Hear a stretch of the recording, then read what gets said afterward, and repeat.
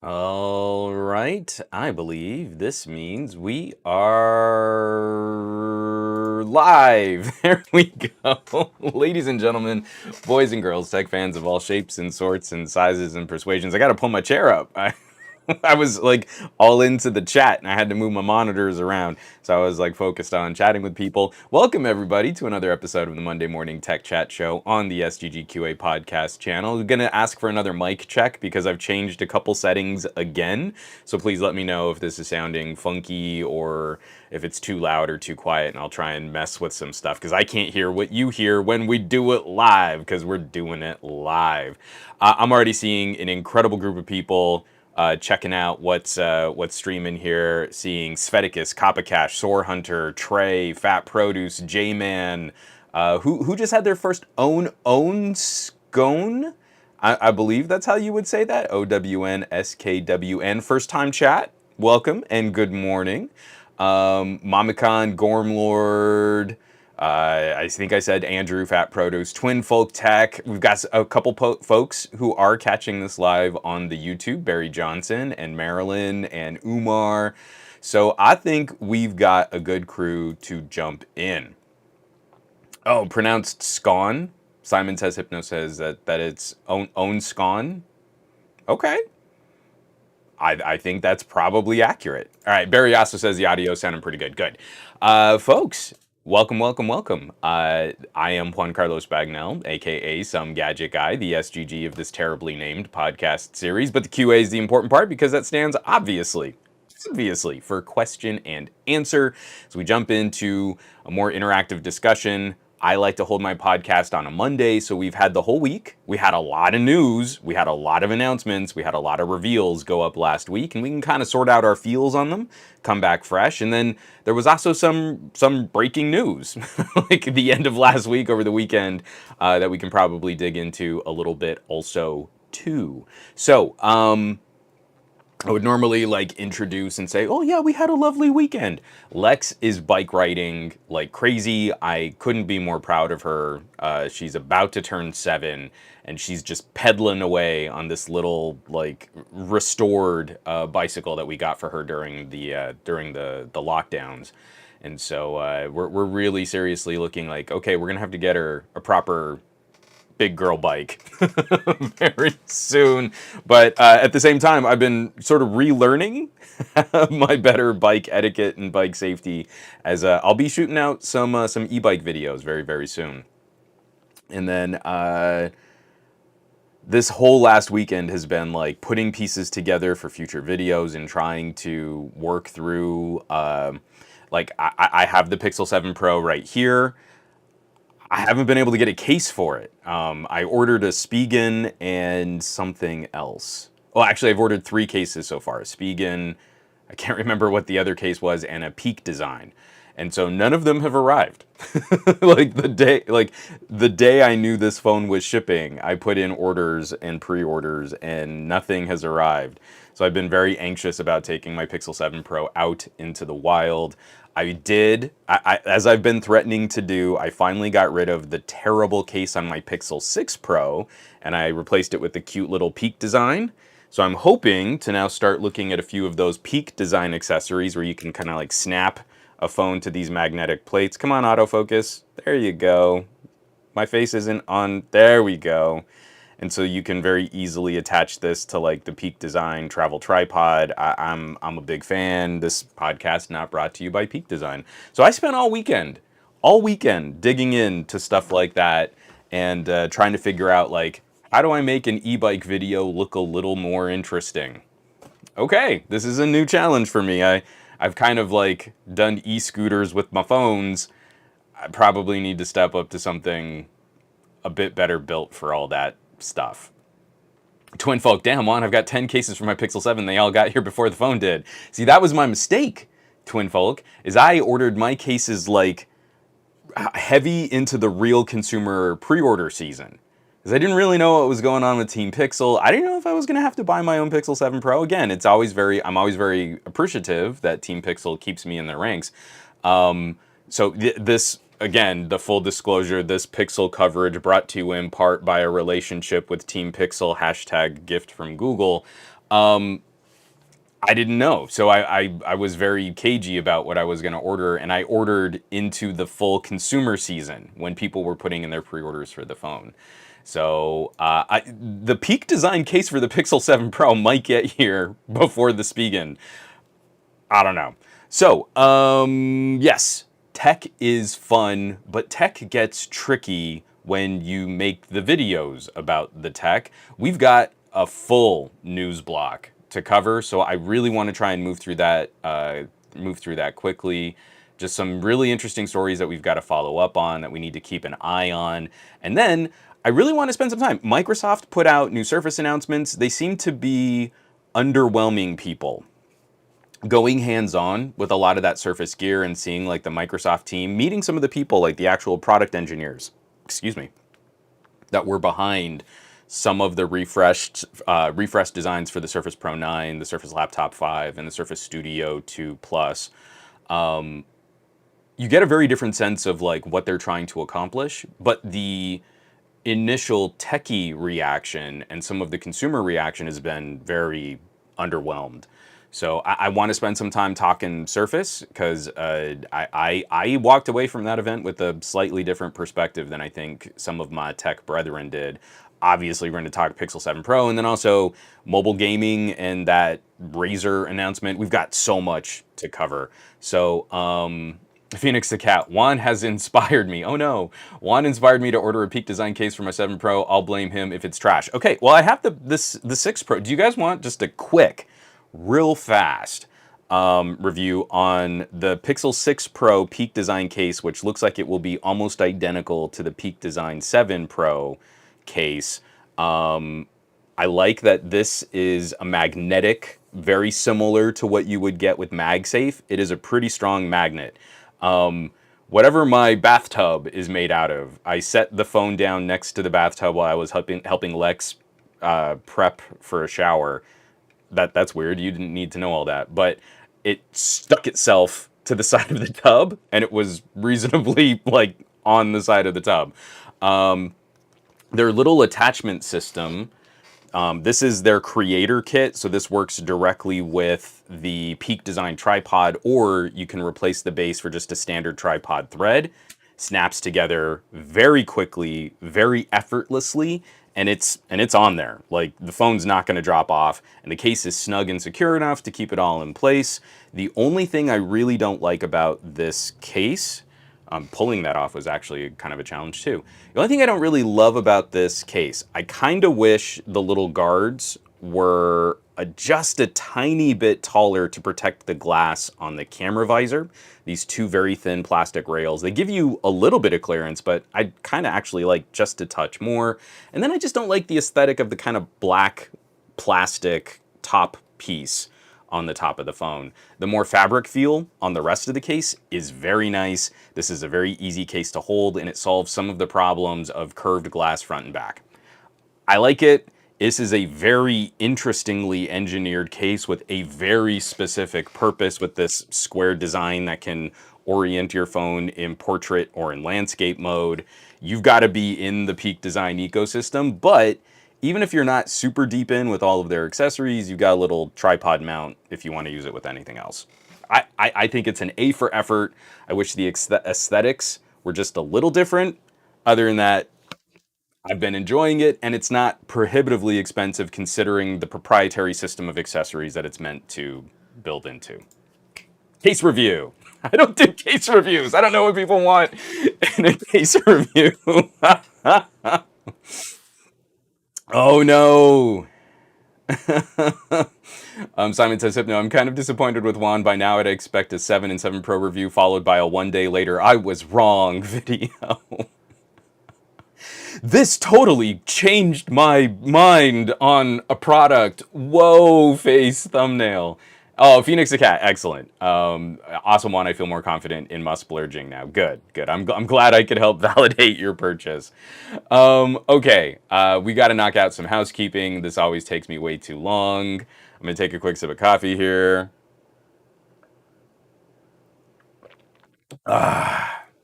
Greg says, good morning. Oh, you had to get your heat pump fixed. Are you still dealing with your air conditioner and furnace and stuff, man? I hope that's working out for you, because we've been having some wild up and down weather.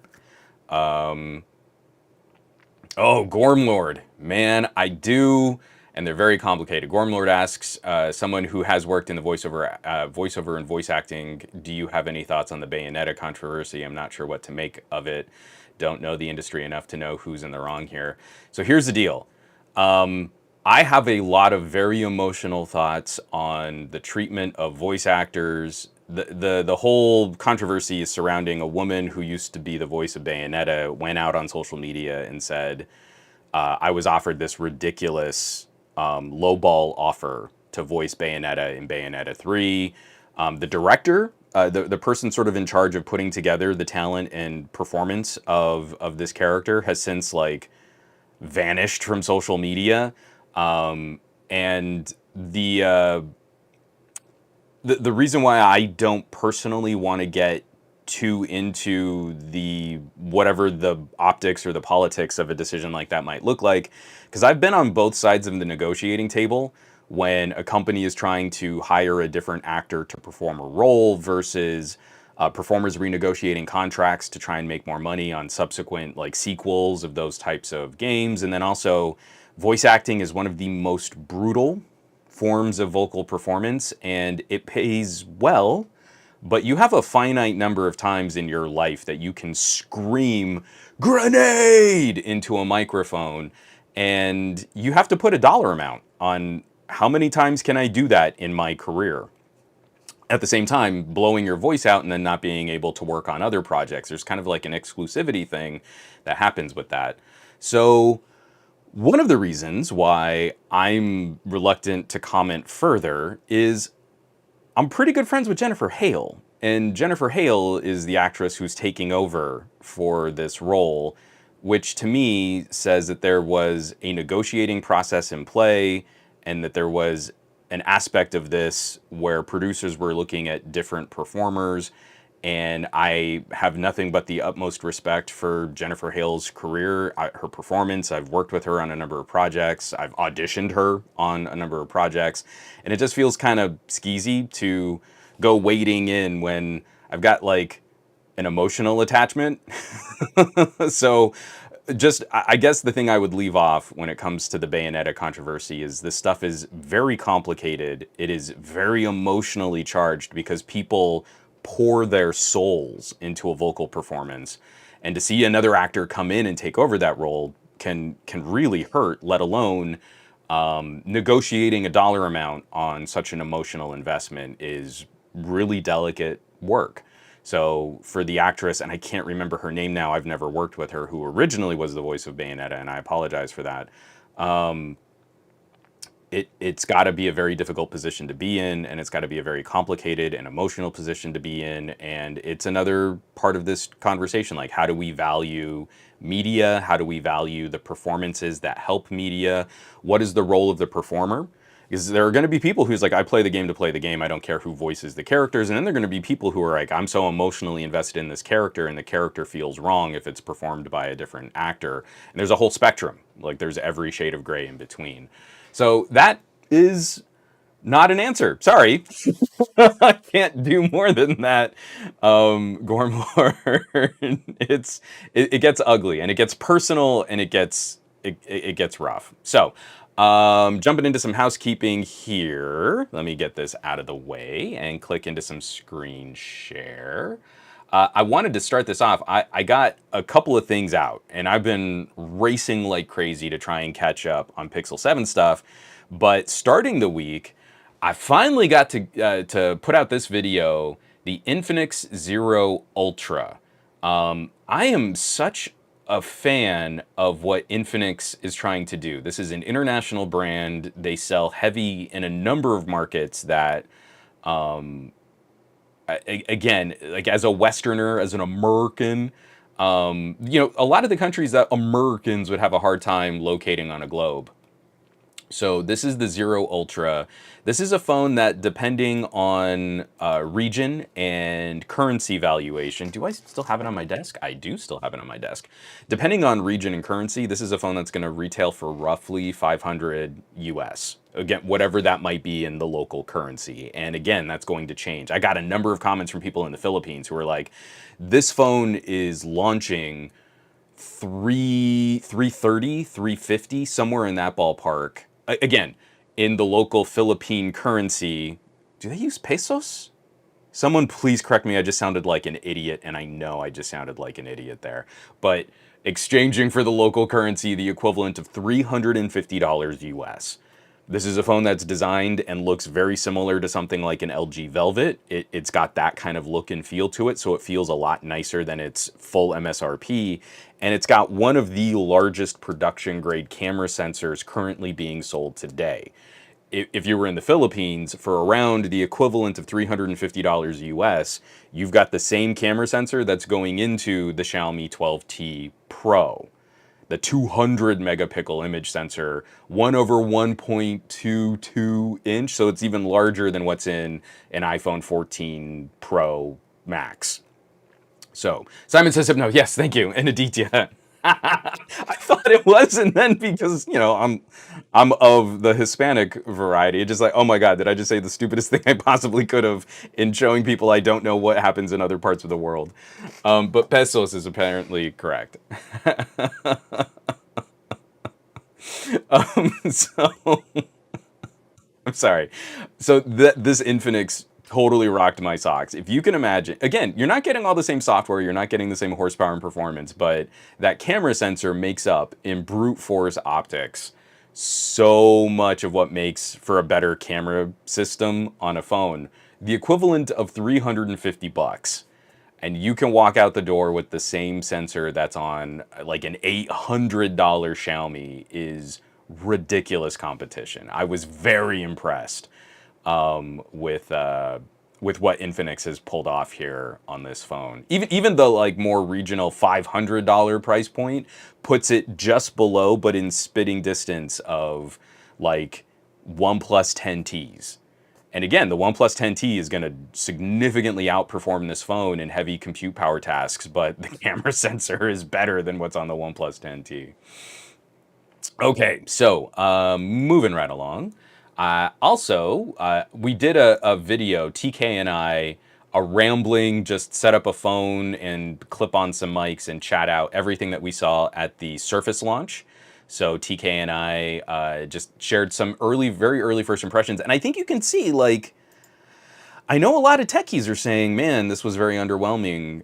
We spent so much time like playing with the new ARM-powered Surface, and then also we spent a lot of time chatting with the guy who was demonstrating some of their new accessibility initiatives, and like those attentions to details are like are becoming like the crown jewel of the Microsoft experience. So we'll talk about that later, more in the gadget block. And then lastly, one of the big videos that I got out, Pixel 7 Pro cinematic video versus HDR video. Is the blur worth it? I shot some sequences back and forth using the 7 Pro with the cinema mode, and then also with the new HDR, 10-bit HDR 4K video mode. And I am awful at grading HDR footage. I'm pretty bad at grading normal footage. So adding the HDRs into the mix, I was even worse. So all I was trying to do was do sort of a conversion to a more standard definition color palette to match the cinematic video. Whether or not you deem my attempt successful or not, we can at least get a good sense of what this video kind of looks like opposite a more traditional UHD frame. So it's me out in a park, just showing off some differences and using the phone in a way that I think is a little run and gun, which is one of the hardest ways to use a cinematic software blur background mode. So it's yeah, it helps kind of further the conversation, whether or not it's exactly how you would want to use that cinema mode. You can at least get a sense of what the effect can do on its own. Two more, and then we can wrap up housekeeping here. Like I said, I've been scrambling to try and catch up on Pixel 7 coverage just because, some people were real special and got their Pixel 7s crazy early because they complained last year. I did get out a Pixel 7 Pro camera test looking at some of the zoom between the 6 Pro and the 7 Pro because those were really big claims during the Google keynote. So that's on the Patreon. This is an article written up on the Patreon with some photo samples. And then similarly, I've started doing my benchmarks, looking at the Tensor 2 chip in the Pixel 7 Pro, and especially comparing it against the Pixel 6a. Some very interesting early results. There definitely needs to be some updates and polish, and Google has this track record from the Pixel 4 through the Pixel 5 and kind of into the Pixel 6 era. Google will launch very conservatively, and then after a few updates, we see like a little nudge here, a little bump there in terms of CPU and GPU compute power. I believe the Pixel 5 was one of the most dramatic, where they unlocked like 15% more GPU compute power, and you could literally see like another 5 to 8 frames per second in graphics intense games. I expect we'll see something similar with Tensor 2. But in the meantime, Tensor 1 was already silly overkill powerful for being a daily driver phone. What we really need to see Google and every other silicon manufacturer out there is to focus on power efficiency. So that's really how I want to see. That's my yardstick. That's my measuring stick for whether or not the claims are accurate. I want to see Google live up to those claims of better power efficiency. And just like I was complaining about the Fold 4, I feel like Google really needs to give those of us who care about that kind of granular detail, give us a little bit more control over this chip. So everything that we're going to be talking about, all the show notes, all of the housekeeping, all of the articles, everything's going to be linked on this week's blog post on somegadgetguy.com. You can go through all of that in there. I've been busy. I mean, even just benchmarking the phones. Android 13 makes it even more difficult to kind of keep doing these consistent benchmarks. I got to jump through a bunch of hoops to make things work the way that they used to. So it took a long time. That kind of stuff has to live on the Patreon while I'm sorting it out. And then eventually it'll make its way into a proper video on YouTube. But if you'd like to be sort of ahead of the curve on while I'm digging into some of this stuff, that's patreon.com/somegadgetguy. So it's good. Twin folk, I learned that very quickly this weekend, chasing my nieces and nephews around as they played. I definitely switched from cinema. I just said Simina. I definitely switched from cinema to the regular cameras. And for the improvements in pixel video, I get why some people think cinema is fun, but man, you've got to like lock down, control, and stage your shot. It is not a good mode to use for just like candid, off the cuff, trying to capture those moments. It's gonna get it wrong more often than it gets it right. DJ, yes, you did one. You said Simina. Well, don't keep making me say it. Darn you, Aditya. All right, getting into the news block. Hurry, 9:23 in the AM. I can move through this. I can do this. We're going to start off with two articles from Ars Technica. Again, my podcast not brought to you by Ars Technica. Oh, and Tech Loving Mama saying, hey, everybody. Hey, Tech Loving Mama. All right. So, uh, one to keep an eye on, because I'm still not entirely sure what the full extent of this is going to be. Written up by the lovely and talented John Brodkin, FCC to ban all new Huawei and ZTE equipment on national security grounds. The ban would prevent new products from getting FCC approval, older products not affected.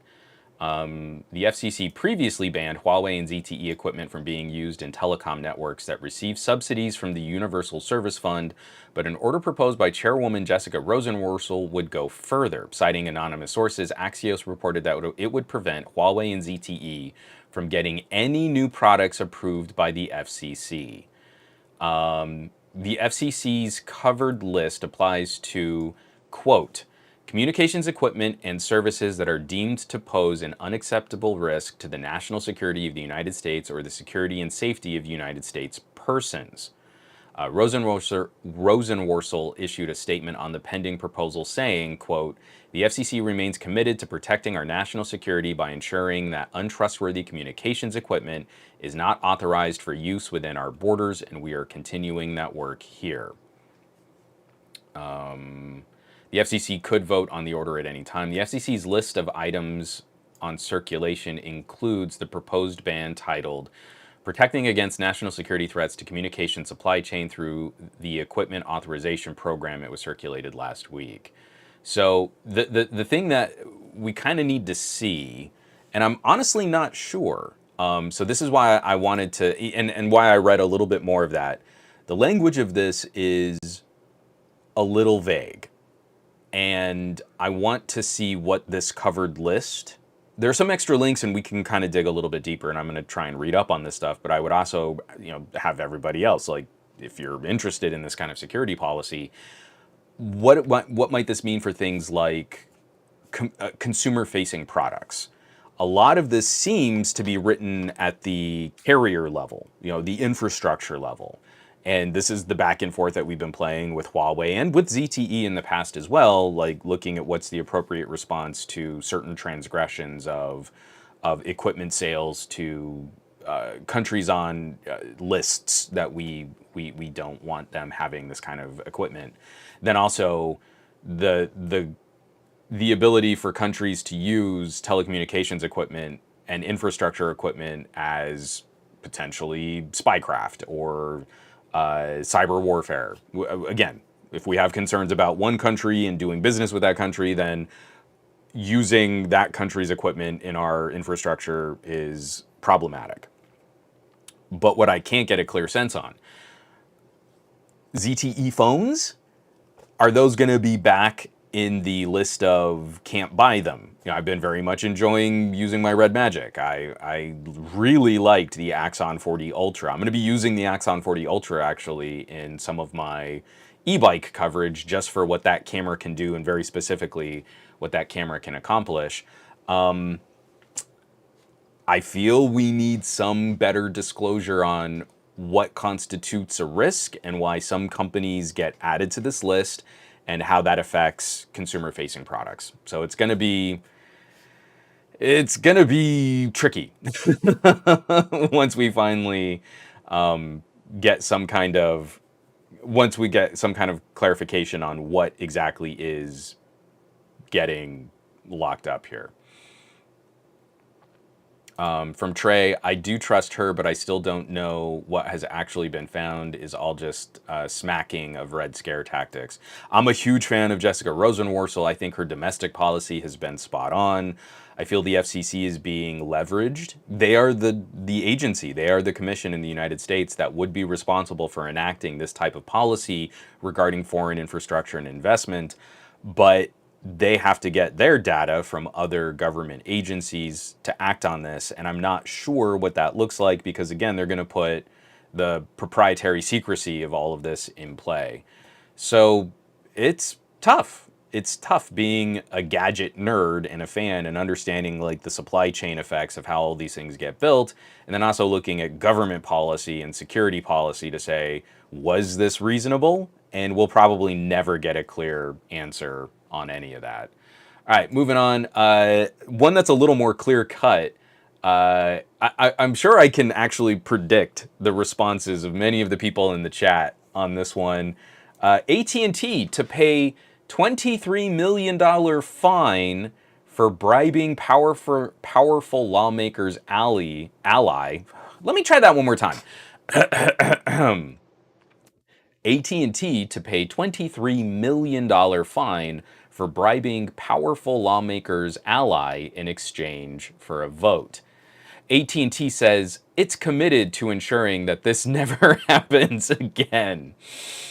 AT&T agreed to pay a $23 million fine to, quote, resolve a federal criminal investigation into alleged misconduct involving the company's efforts to unlawfully influence former Illinois Speaker of the House Michael J. Madigan.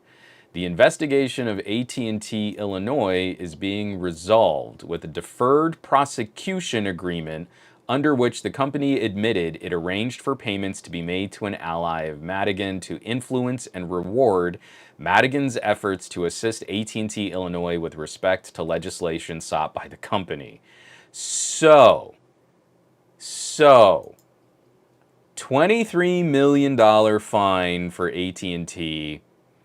How much do we want to bet that's a rounding error in AT&T's quarterly financials? AT&T was caught bribing an elected official. Or excuse me, bribing someone close to an elected official to curry favor with the elected official and to influence legislation. Um, if I donate a little too much money to a campaign, I believe I would be investigated more severely. And I believe I would probably be fined a much larger percentage of my potential earnable income over the course of a year. I'd really like to see the breakdown. I wonder how much revenue AT&T pulls in Illinois. Uh, and again, because apparently Madigan was previously indicted on racketeering and bribery charges. So this is an individual. Again, I don't have that kind of political clout, and I believe if I were involved in something like this in any way, shape, or form, I would be locked up in a maximum security penitentiary system, and like I'd never see the light of day ever again. But you can slap AT&T on the wrist for $23 million. Um, I love this quote. We are committed to ensuring that this never happens again. We hold ourselves and our contractors to the highest ethical standards, except for years of corruption and bribery. Again, $23 million fine to a corporation like AT&T is basically just a penalty tax.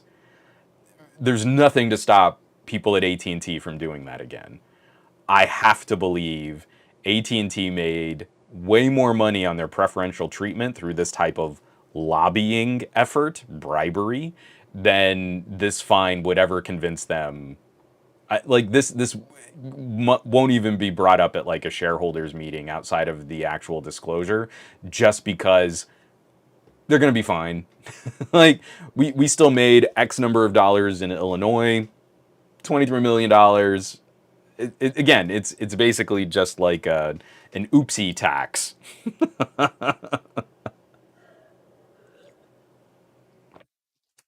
Trey, $23 million wasn't the bribe more than that?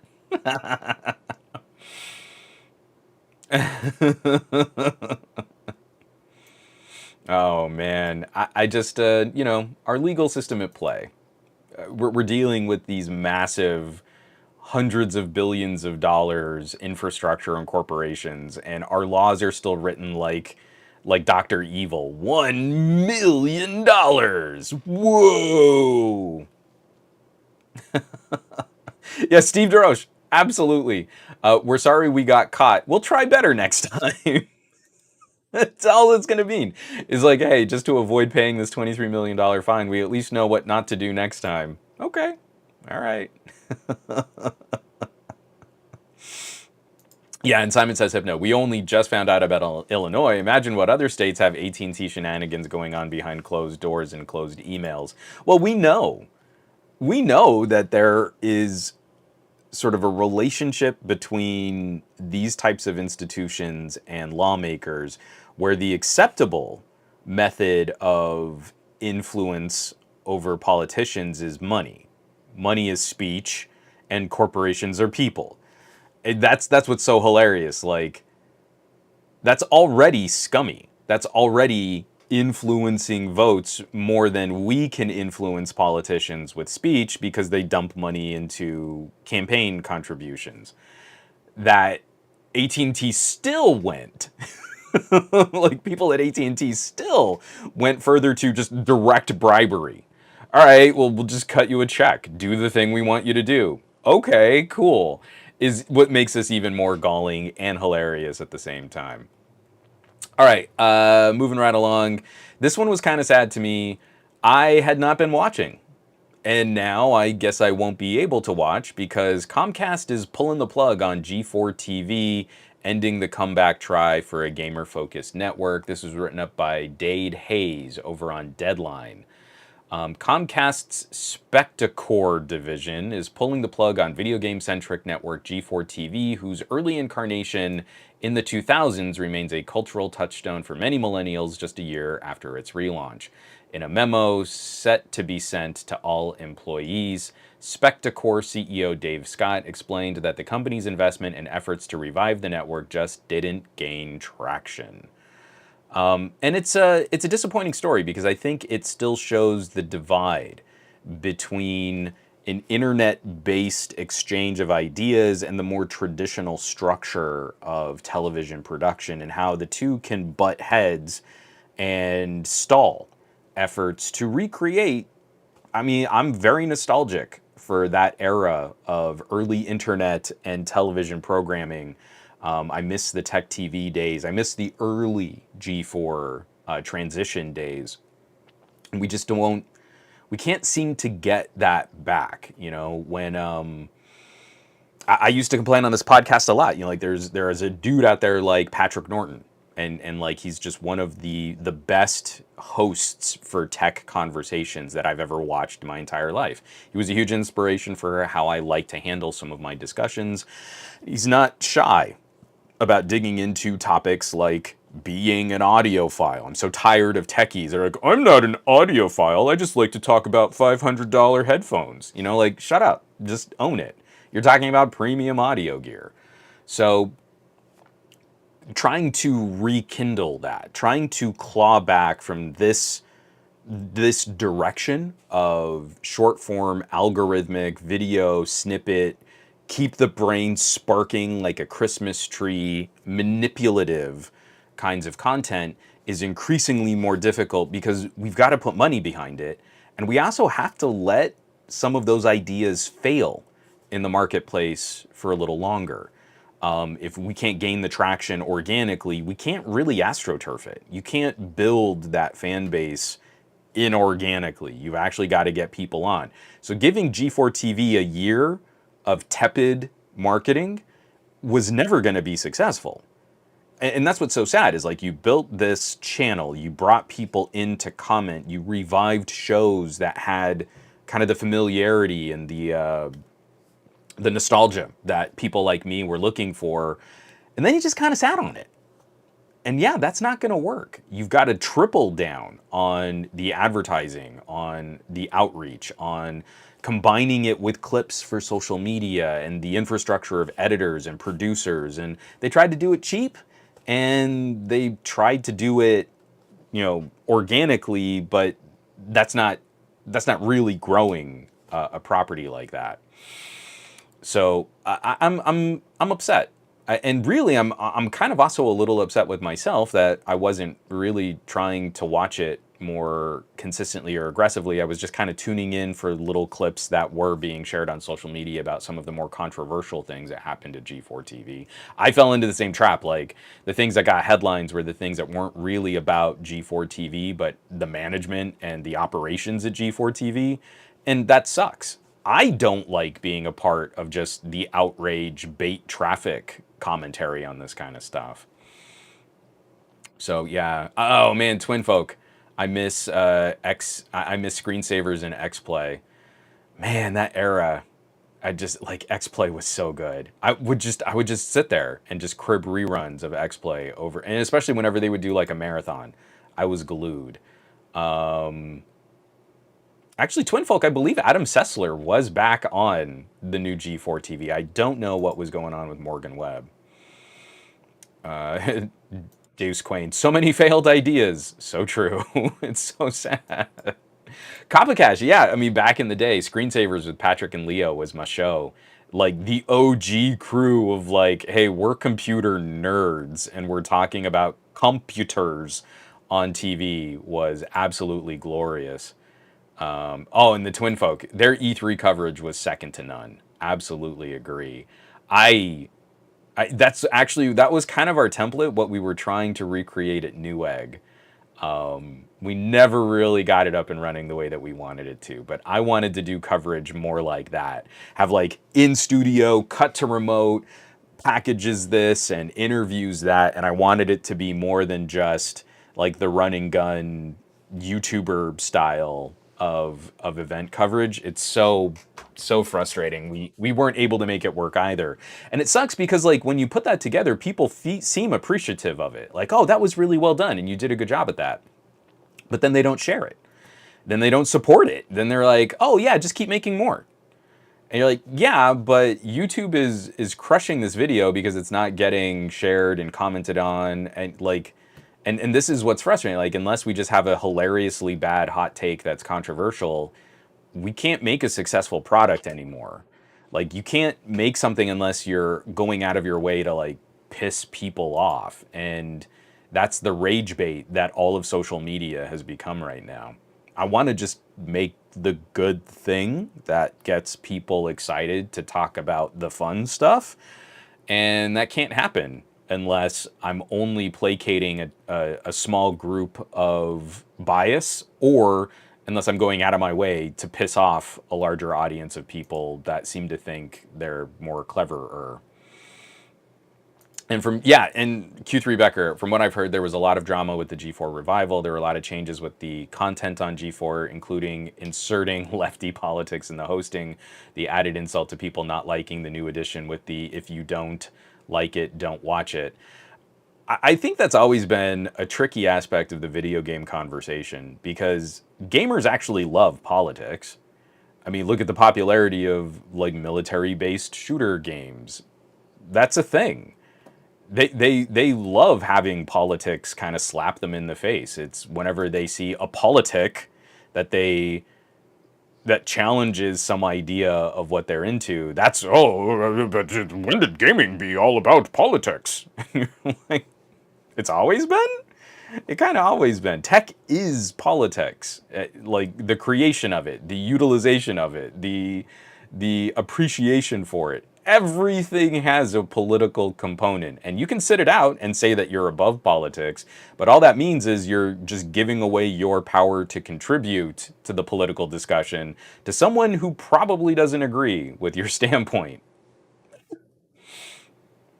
But yeah, it was that's another thing. It was just a lot of fodder for people to go, oh, woke women, go woke, go broke.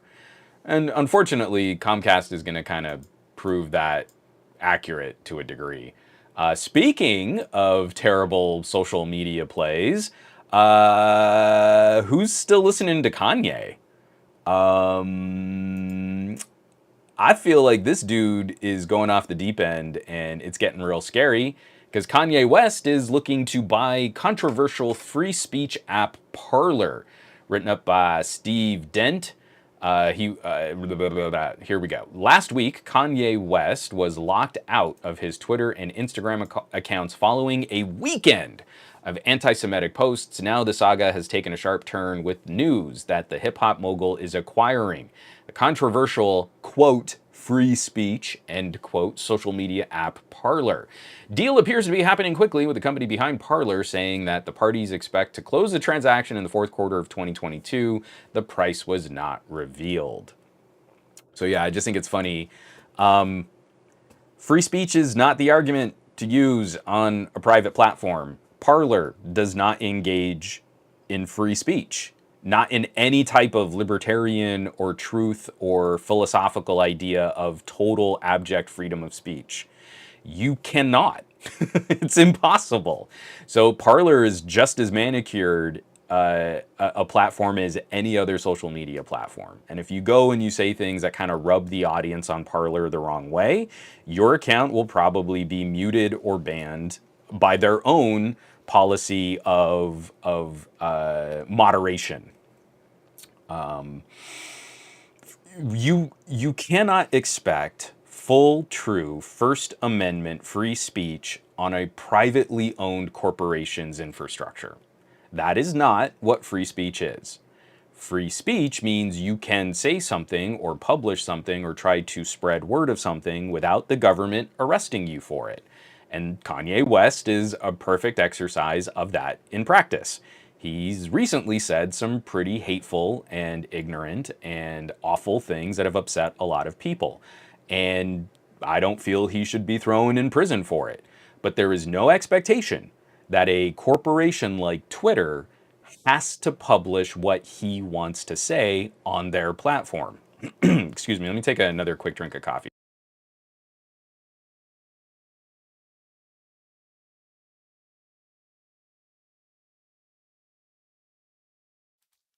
That is compelled speech. We've talked about this before, and I would highly recommend checking out Legal DJ because he did a whole series of videos on this, especially during the Trump administration. You cannot force someone to publish something they disagree with. That is against your free speech rights. Just as you have the right to say something and not be thrown in prison for it, you also have the right to not say something. The government cannot compel you. So, and another individual cannot compel you to say something that you would harm your platform. So if Twitter says, hey man, you saying all this stuff is harming our platform, we're making less money, we're a private institution, we're a corporation, then they have the ability to, excise, cut that speech from their platform. So again, this is another one of those like I'm just going to take my ball and go home. And Parler is yet another one of those platforms and opportunities for the snowflakes on the conservative side to set up their own safe space. I'm going to take my ball and go home. And I think it's always the most hilarious kind of projection when they complain about leftists and liberals and wokeness and all of that stuff. And like, oh, look how fragile, and look, they can't even handle this, and criticism, blah, blah, blah, blah, blah. And the second they find any type of pushback to their own messaging, they immediately run off and try and make their own bad clone of the platform that just kicked them off.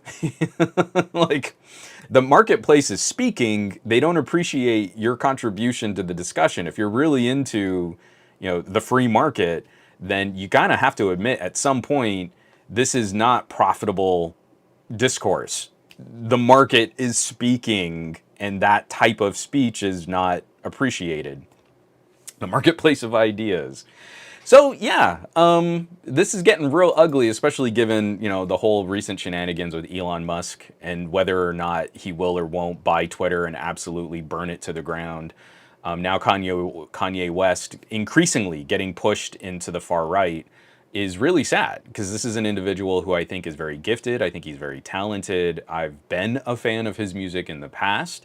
And now in this current era and incarnation, I think he has been first co-opted by people that are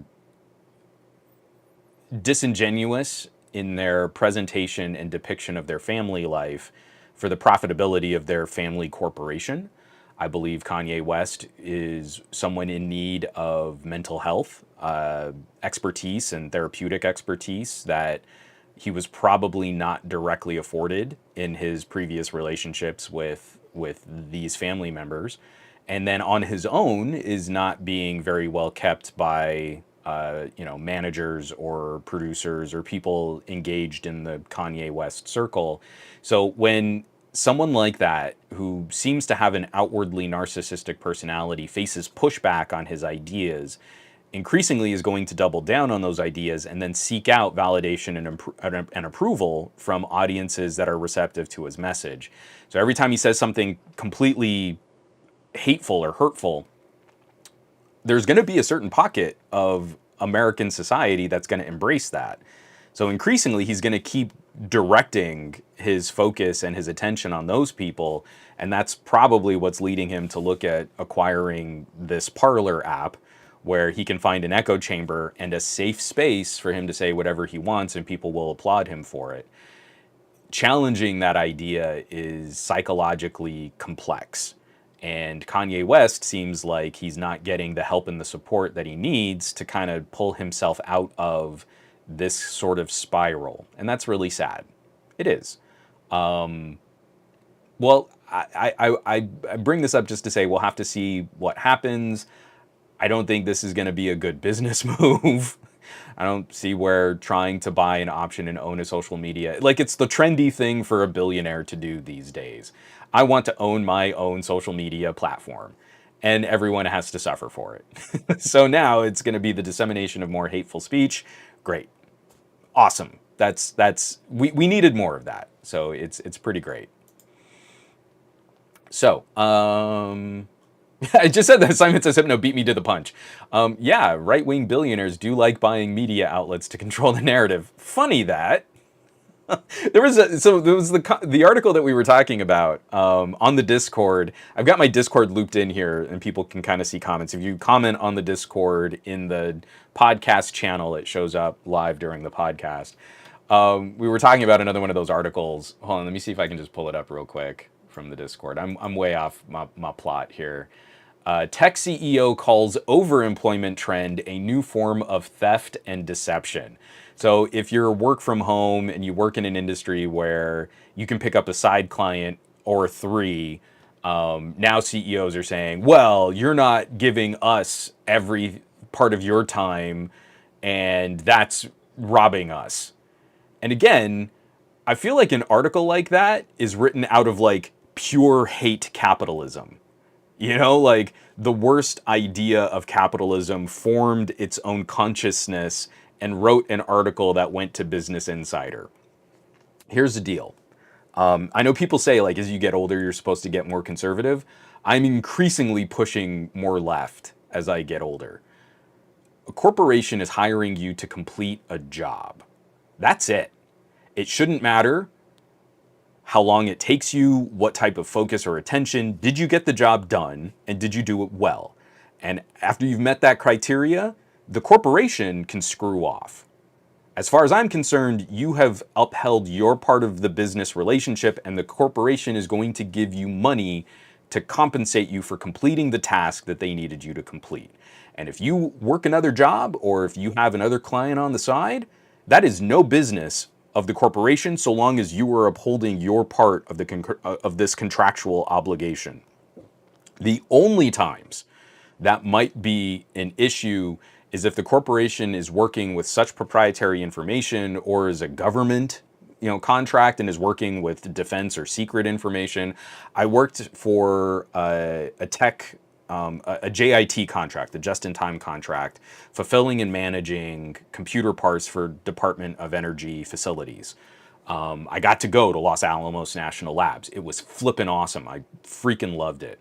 I had my hands in the guts of old, like, Apple servers back when Apple still sold X-serves. It was great.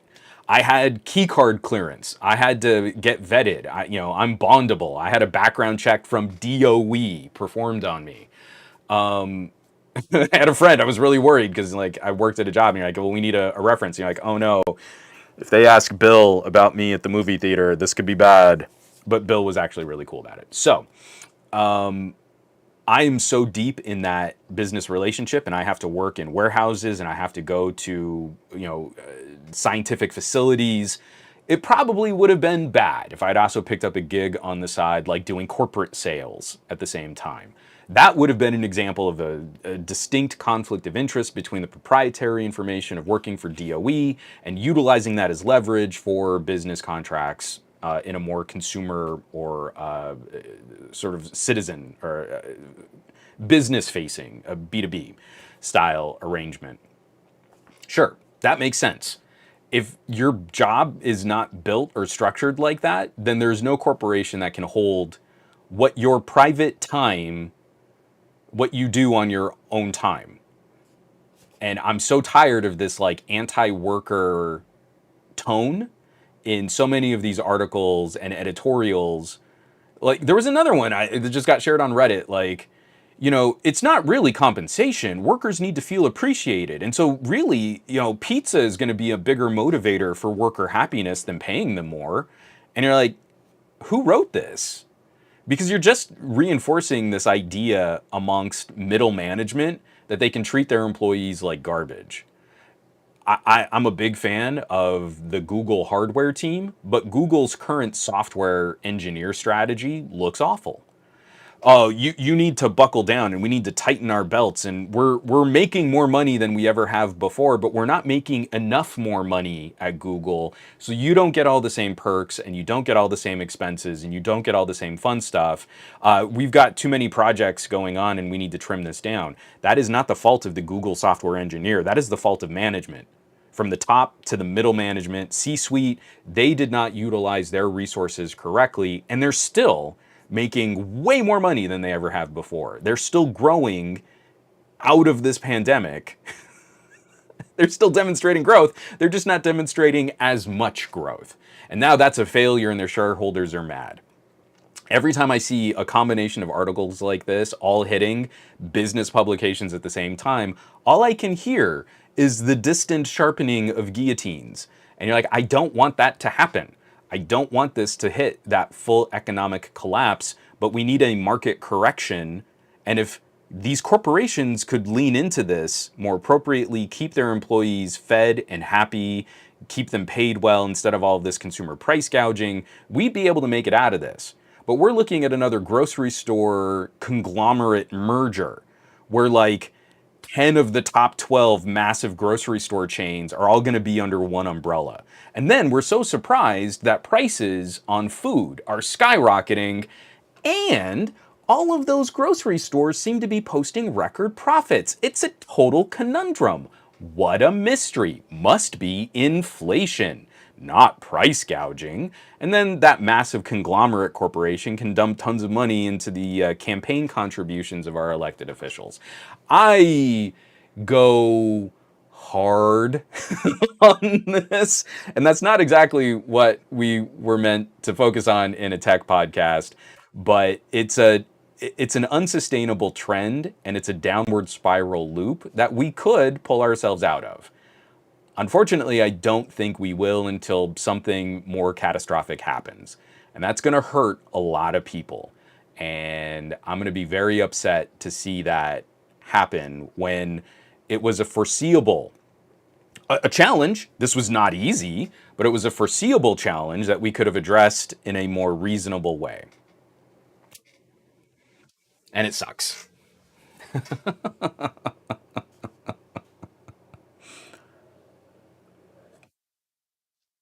Simon says, "No, this is actually the right answer, Simon. I want more money and pizza. Thanks, boss. Oh, and bring me a beer."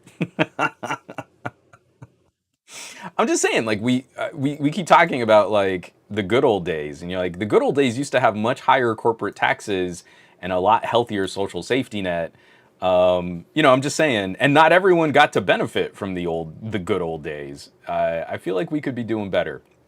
The last one. This is yet another. I just need to bring these things up because we talk. I talk about gadgets. I have 1, 2, 3, 4, 5, 6, 7, 8, 9, 10, 11, 12, 13 phones right in front of me on my desk. I am emblematic of this problem. I am working very aggressively at reasonable ways to offload my years of tech collecting, to do it in the safest way possible, to try and look up better recycling initiatives. And then when these products are still functional, I'm trying to find ways of like donating them to shelters or selling them so that those can also be charitable contributions to causes that I believe in. I am getting too much gear. I'm talking to my wife. Next year, I'm seriously considering scaling way back on the amount of individual devices that I handle, just because it's too much to try and cover every single phone the same way. I don't have any production assistance. I don't have any help in managing all of this, and it's really getting to be a problem. Doing this safely and ethically and environmentally consciously. The article that I'm referencing here is from BBC News.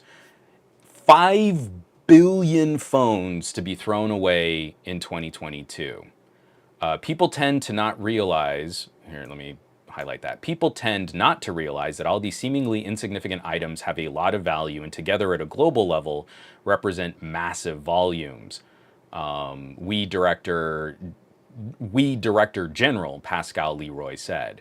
There are an estimated 16 billion mobile phones worldwide, and in Europe, almost a third are no longer in use. So we were just recently talking about Samsung's battery problems, and a lot of phones can suffer similar issues, but Samsung is very specifically problematic where you get a new phone and you had an old phone. Like the average length of ownership, consumers are trying to keep their phone use out to around 3 years. 28 months still seems to be about the average, even with all these initiatives for better trade-in deals and better buy-in programs, leasing your phone through your carrier. All of these things have not really worked as well as the manufacturers and carriers have wanted. People are trying to hold on to their phones longer. You get out to 3 years, your resale value is garbage. So a lot of people look at that and say like, well, this phone could be used by one of my kids. I have other family members. I could give this old phone to one of them. I could just keep it around as like a backup phone or some type of, communicator or media player, something like that. Take some of the wear and tear off my new phone. But eventually, a lot of folks just end up shoving this phone into a box. My mom is a perfect example of this. She's still on a OnePlus 6T. She's rocking that OnePlus. That phone is doing great for her. It is still more power than she really needs to accomplish her daily tasks. Her use is so minimal on a multi-year-old OnePlus 6T. She still gets 2 days in between charges, right? She's doing great. But she still has her Galaxy S5. And that's an issue. Now, at least with the Galaxy S5, you can peel off the back, take out the battery, but she's already had one battery puff up. So that's a problem. That is an issue. I have two Galaxies that repair shops locally to me don't seem interested in trying to fix because the batteries have massively expanded, causing the whole phone to pillow out, both rear glass and screen. This is an issue. So now we need to go and address with our family and friends, if you've got an old phone lying around, you can't let it completely deplete, especially if it's a Samsung. It becomes a very risky thing to have in your home. All of this science, all of this technology, all of the chemical processes, all of the battery pouches and packs, and all of the rare earth elements that go into the creation of these products, we now need to create a whole new industry of dealing with all of this stuff. And we're not doing a very good job of it. We're not really building the infrastructure to better take care of this stuff. So BBC, I've got the article linked. Please give it a read. It's just shocking because you're trying to put together, like, yeah, okay, I've got like an old phone in a drawer. I'm a part of the problem, but NBD, right? It's one phone. And then you multiply that by like 4 billion other people. And you start to see the scale of how big a problem this really is. And the kinds of conversations, like I'm still going to talk about brand new phones, but yeah, I'm using the Pixel 7 Pro. I promise you we are going to talk about the Pixel 7 Pro. This is my last news block story here. If I had a Pixel 6 Pro, the changes would be pretty minimal. If I had a Pixel 5, well, that's actually kind of a bigger jump. But if I had a Pixel 4 XL, there's a part of me that says maybe that 4 XL could maybe go one more year and you could jump on a Pixel 8 instead of a Pixel 7. Maybe. Maybe that's the right way to do this. I don't know. It's becoming a more important part of this where what are you upgrading for? And what can your device still do? And is there some maintenance that you should have access to that would help you keep your phone running longer? I believe most consumers are in a position where they're already kind of at peak smartphone power needs, even in a $200 to $300 phone. If you're in the Philippines and you have your Infinix Zero Ultra, you have a phone that's roughly as powerful as a flagship grade phone from like 3 years ago. We haven't moved much out of that envelope. We haven't built new services that are so dependent on compute power that a mid-ranger phone from 2 years ago can't still play 2. So it's tough. I'm hopefully going to get to spend some time with my uncle over the holidays. And he's still on a Galaxy S9. I've talked about my uncle. He's a retired firefighter. He's a really funny guy, and I love hanging out with him. He's the one that helped me kind of shift from Scotch to bourbon. He's the one that was responsible for that. But he's still on a Galaxy S9. His Galaxy S9 was starting to get a bit wiggy, so he went out and bought another Galaxy S9. It's like, this is the phone I want. This is the phone that does all the things I need. I'm good. I don't need all of this other stuff, and I want my headphone jack, and I want this memory. I have a memory card slot with like gigs of music on it, and I don't want to have to stream. I just put in the memory card. And like that's it. That's the mentality. He has been out of buying circulation for so long, and he's not been able to influence the direction of companies like Samsung by voting with his wallet. So instead, he's stuck looking at this kind of graveyard of older phones. I'm going to put a Sony in his hands.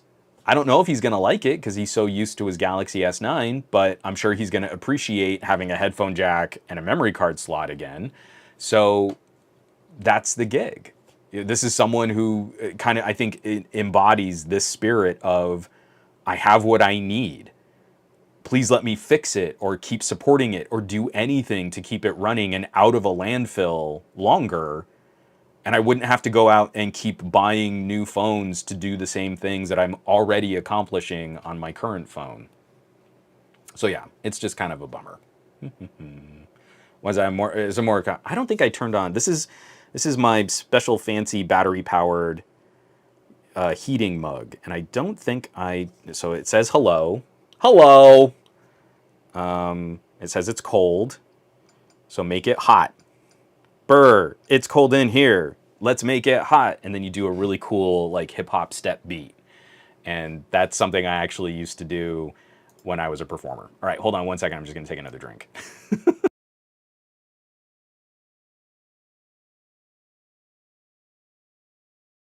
Okay. So every podcast has a subreddit. My podcast is no exception. I forgot to pull up my subreddit, so I'm clicking on it right now. If you go to reddit.com/r/glowing rectangles, you will find an amazing community of folks making some of the best conversations available in tech, and that won't necessarily always be served to you by like the YouTube algorithm. The YouTube algorithm does not give you what you think you want. The YouTube algorithm gives you what will keep you on the site longer, right? That's a subtle distinction. All these YouTube gurus are out there. The YouTube algorithm's so good at giving the people what they want to watch. And it's not. The YouTube algorithm often becomes terrible for your mental health because it only cares about time on site. So if you keep rage clicking on videos that piss you off, we've seen Facebook. Facebook did that whole internal study. People will stay on Facebook longer if we make them miserable than if we make them happy. And it's the same thing. I posted over the weekend. I read a tech article. It really pissed me off. And I had this immediate urge to go on Twitter and go, this was a stupid hot take. Whoever wrote this should be slapped in the face by every phone they've ever owned. Well, what happens when I do that? I call attention to an article I feel that was written in bad faith. I bring it more traffic. If people are motivated to comment on that article, it gets more engagement, more clicks, more ad revenue, and it just reinforces the business model of bad tech hot takes. So instead, I shared a video from Hugh Jeffries, which is our #2 performing post on reddit.com/r/glowing rectangles. Again, I cannot highlight or celebrate enough the work that Hugh Jeffries does. He's got 800,000 subscribers to his name, but I want to point this one out. Hugh Jeffries has done a teardown, Google's new Pixel 7 teardown and repair assessment. This is a great video. I'm not going to spoil it because I want you to watch it. But I am going to pull this up. Nope, don't play it. Don't play it. I don't want the copyright strike either. There we go. So I'm going to pull this up though, because he put this out 2 days ago. Now, if he had put out an iPhone video 2 days ago, he would have ended up probably with triple the traffic on an iPhone teardown video. But with 800,000 subscribers, his Pixel 7 teardown video 2 days in has 112,000 views. He should have 3 times more views as far as I'm concerned. If you claim to be a fan of tech and not just a miserable knight for one brand, then you would be interested, even if you own an iPhone or a Galaxy, you would be interested in what has Google done here.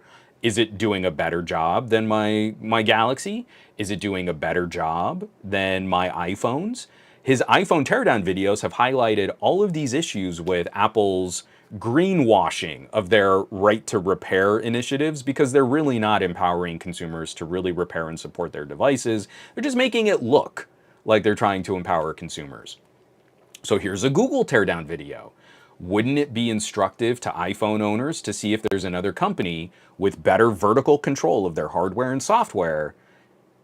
Does Google do a better job of facilitating a consumer's repair? That's a very good question. You can't tell me of his 800,000 subscribers, 1/8 of them are interested in that conversation. That doesn't vibe.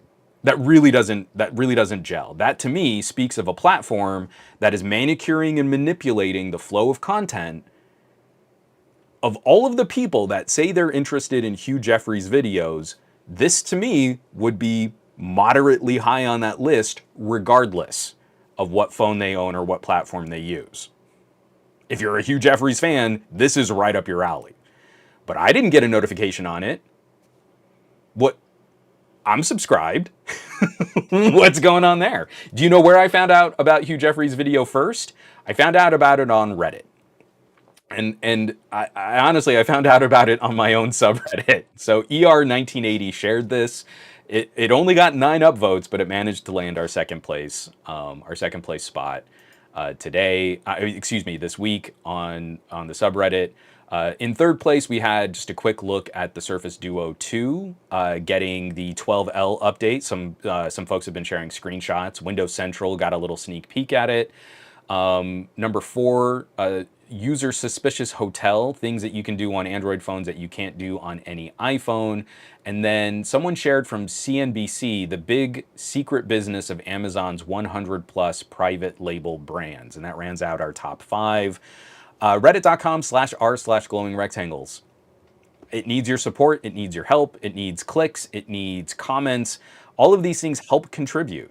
Every time you're motivated to rage share a bad tech article, you are reinforcing the business model of bad tech commentary.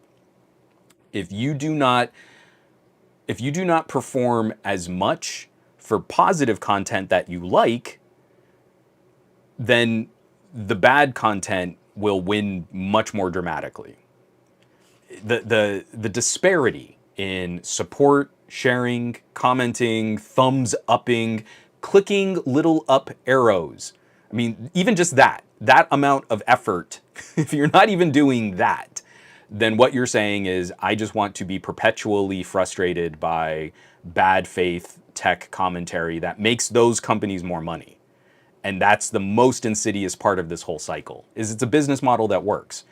Pissing you off and harming your mental health is a business model that is far more successful than reinforcing and educating and helping bring more people into this conversation with more equity.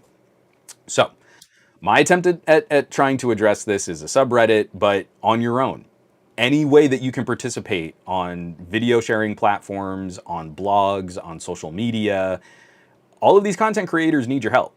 Like, it's getting real rough out there. It's getting real bad. And we're kind of lining up for another economic downturn that's going to make all of this even more difficult going forward.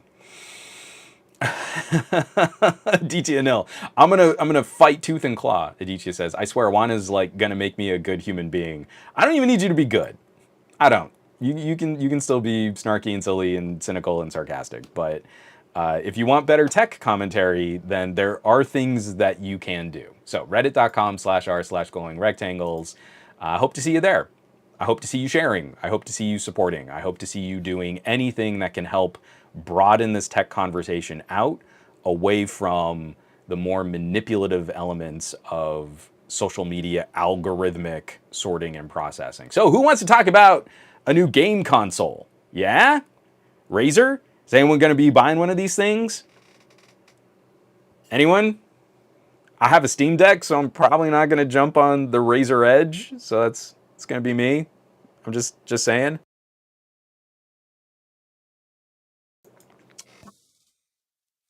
Which is another this was water. I'm still waiting for my coffee to heat up. This thing's charged, but it's only just getting warm. It's usually faster than this.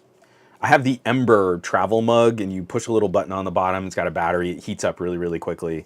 And oh, let me try another. I'm gonna try. This is gonna be ASMR. I hate it.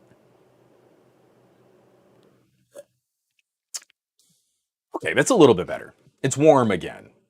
It's kind of cycled coffee at this point.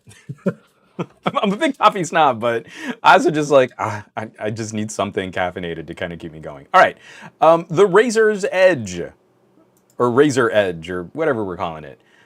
It looks pretty cool. I mean, it definitely looks like a Razer controller kind of strapped to the sides of a big tablet. The ultimate Android gaming handheld.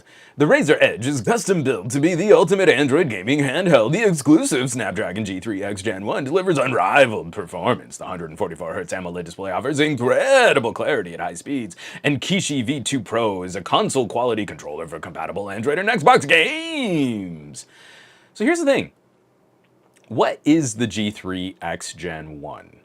I have not seen a good breakdown on what that is. And so far it seems like it's an 8 Gen 1 thing. I know it's supposed to be air cooled, and that's kind of cool. I mean, literally, I've got the red magic. Let me tell you, a Snapdragon 8 Gen 1 on air cooling is a phenomenal gaming platform. Anyone who's like, oh, but Android phones and they can't play the good games, it's a software limitation. It's more companies need to put out ports of their game for Android because I'm rocking like Alien Isolation and it's not an 8 Gen 1 plus, 8 plus Gen 1. It's just an 8 Gen 1 with a fan, and that game is running like butter. It's playing some of my favorite arcadey twin stick shooters at 120 hertz. It's obviously not something I can do on my Steam Deck. I want to know what's in this Razer because this is kind of the problem we're in. You know, there are certain areas or avenues like it kind of makes sense where you want the mostest bleeding edge of compute power. You could put a more powerful chipset into a Steam Deck, but a Steam Deck isn't built at an extreme tier. A Steam Deck is built like, hey, we can kind of outpower a Nintendo Switch, and because PC games aren't really built to be perfectly optimized for a Steam Deck, a little extra horsepower means that we can craft a better gaming experience where a Nintendo Switch, like a game for the Switch, is built to maximize the potential of the Switch. Again, it's a different conversation about power, performance, and efficiency. And I'm a big fan of putting games on Android because we've seen our mobile ARM processors are getting disgustingly powerful, and it's in increasingly graphics intense games are one of the few areas we can show why you might want a more powerful phone. Even with camera tech, we're seeing that in the sort of lower mid-range now starting to compete pretty directly against some of the more expensive phones out there. So I'm just really anxious to see like what's going on with this Razer. So I'm on board with the hardware, and I know they can make great controllers. I know they can make great interfaces. Yeah, here we go. Console grade. Console class controls with hypersense haptics, complete precision and total immersion. You're like, okay, cool. Yeah, that's great. Awesome. Yeah. No, I'm with it. 6.8 inch, 144 hertz AMOLED Full HD touchscreen. That's a welcome upgrade. Because I'll tell you, like I like the screen on the Steam Deck. Any modern mid-ranger or premium tier phone has a better screen, not screen size, but a better screen than what's on the Steam Deck. You know, a 60 hertz LCD is functional and it looks good. If I had 120 hertz AMOLED on that thing, that would look better and give me a little bit more room to control some of the games that aren't as graphics intense, but I could then count on a more fluid frame rate. So this is the other bit for me: Android, PC, Xbox, and cloud gaming. This is where a product like this really shines. When you start throwing a little game streaming, you expand the library on developers that are willing to port their games over to Android. And then just there is a pretty healthy collection of solid Android first games. The whole life of a product like this can kind of wake up a little bit better. Play your favorite games anywhere. Yeah, I'm on board. But the thing is, like, I still kind of want to know a bit better what am I buying? You know, it's pre-sale, it's pre-order. It's kind of a fancy Razer tablet with this backbone style controller attached to it. Razer's concepts on modular have always been really cool. Like, they had Project Linda, and they've done like triple displays on laptops. And I mean, I still have my old Razer Blade gaming laptop. I'm a big fan of Razer hardware. It's just I kind of want to know a little bit better where's this kind of fit? We're talking about something that starts. Hold on, I got to find the. I don't even know if they list the storage. I thought they did. Okay, so 8 GB of RAM, 128 GB of storage for the Razer Edge Wi-Fi edition, and this is pretty good. We're starting at $399.99, $400, dedicated Nintendo Switch style gaming portable console, right in line with sort of Steam Deck pricing, but with a lot more storage, twice the storage of a starter Steam Deck. So okay, we've got something interesting in there. But I kind of knew better before I was throwing money at my Steam Deck what that was really going to be capable of, what the power performance, what all of that was going to look like. So, yeah, I want that little bit of extra information. This is why I don't like Qualcomm dividing out all these different lines of SoCs. Like, if you just said, hey, we've got a Snapdragon G3X Gen 1. Okay, what does that mean? It's basically a Snapdragon 8 Gen 1 on air cooling. Okay, I know exactly what that's going to do. I know exactly how that's going to perform. I'm in line for that. That is a good price for that. But if I get this G3X Gen 1 and it's like, well, it's using this one cryo core, but then with these A55s and with a different type of GPU, it lines up with the performance. It's kind of in between. Like, no, you've lost me. I really just want this with an 8 Plus Gen 1. Like, just do that. Put a fan on an 8 Plus Gen 1, and you could sell it for around $400 or $500. And I know what that is, and I know what it can do, and I know how it should perform. Just, you could just do that. Yeah. I just, it's tough. Cup of cash. Juan in his announcer hyped up on coffee voice. Again, it's just we're selling something here. It's a gaming tablet with a really smart controller, and I find like the hype on it is fun. Like, I want to get lit up and excited about this. I want to feel like their marketing is writing. I want that energy, because that's how I felt looking at Steam Deck and playing with Steam Deck. I'm on board. This as a Steam Deck is a first generation concept from Valve. Not that Valve is the first to have ever delivered a PC gaming platform like this, but the utilization of Proton, the compatibility of games, the ability to pick up and go, the ability to pause mid-game in a way that, like, a Nintendo we've always just taken for granted, but I can never seem to accomplish on a gaming laptop or on a gaming desktop. Man, it's so much better than what I thought it was going to be for this first step, and it kicks open the door. I mean, it's just like old school Western saloon, dude with a boot just knocks that door open.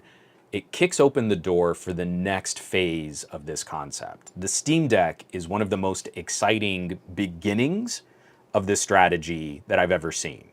It's not the end point.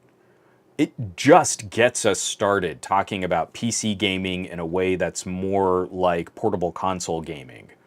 And we haven't really had that in as exciting or as public a way before.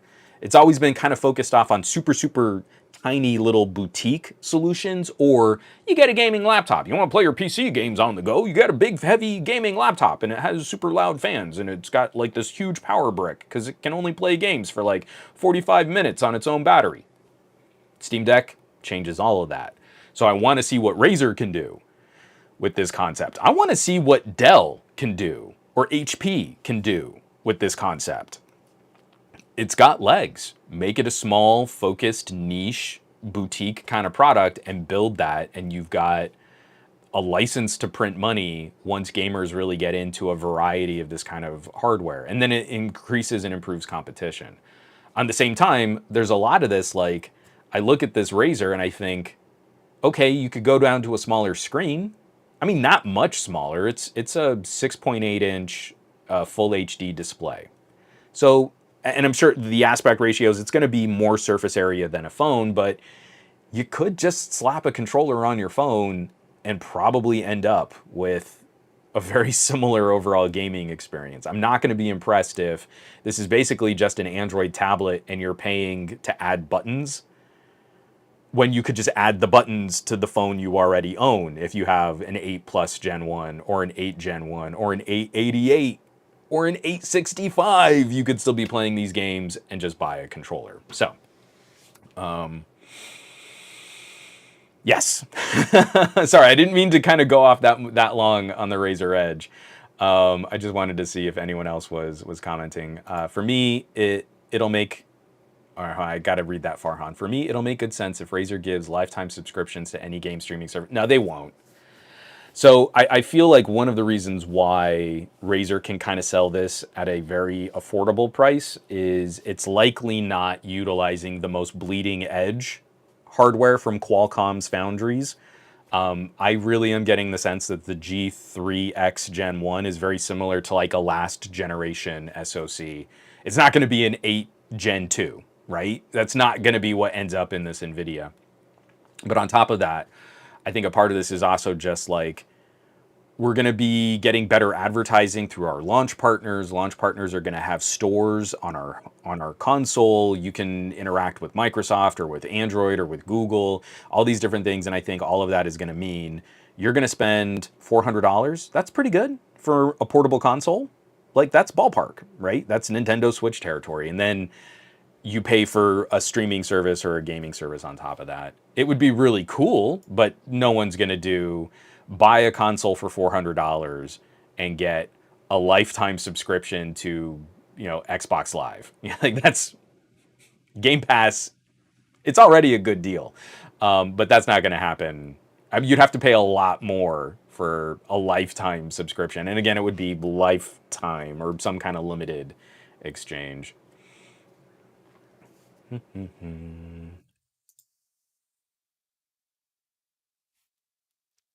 Gormlord, there are a handful of Zen 3 RDNA 2 handhelds that I'm super stoked to see. So there were, I've seen a couple of those, and then there was also one that launched very close to the Steam Deck shipping back in February that like had an Intel chipset that I thought was really interesting. It was, again, the idea has merit. Nintendo's already shown us make a console portable and don't have like a Game Boy and a Super Nintendo. Like put them into one product and you satisfy a lot of that gaming crossover, that Venn diagram overlap. So now we've got a bunch of AMD hardware. We have some that have played with Intel hardware. I think that's a good play. I think it's a good strategy. Yeah, and Magus. Yeah, so or Magus. Most I could see is a voucher for 30-day trial of a game streaming service. I do have the iPhone Xbox controller, and it came. Hold on, I don't want to give this up because I have a secondary account that I might actually use this on, and it came with the voucher for Xbox Game Pass in the box with the controller. So that's exactly the kind of strategy that they would use. And I just, Brew Dude. Brew Dude just subscribed with Prime. Thanks, Brew Dude. I appreciate that. And also, I like your username, Brew Dude, because I enjoy a tasty brew and I am a dude. So, Microsoft, real quick. How are we feeling about the Surface? I already said at the top of this podcast that I walked away from the hands-on, from the Surface event, feeling very positive.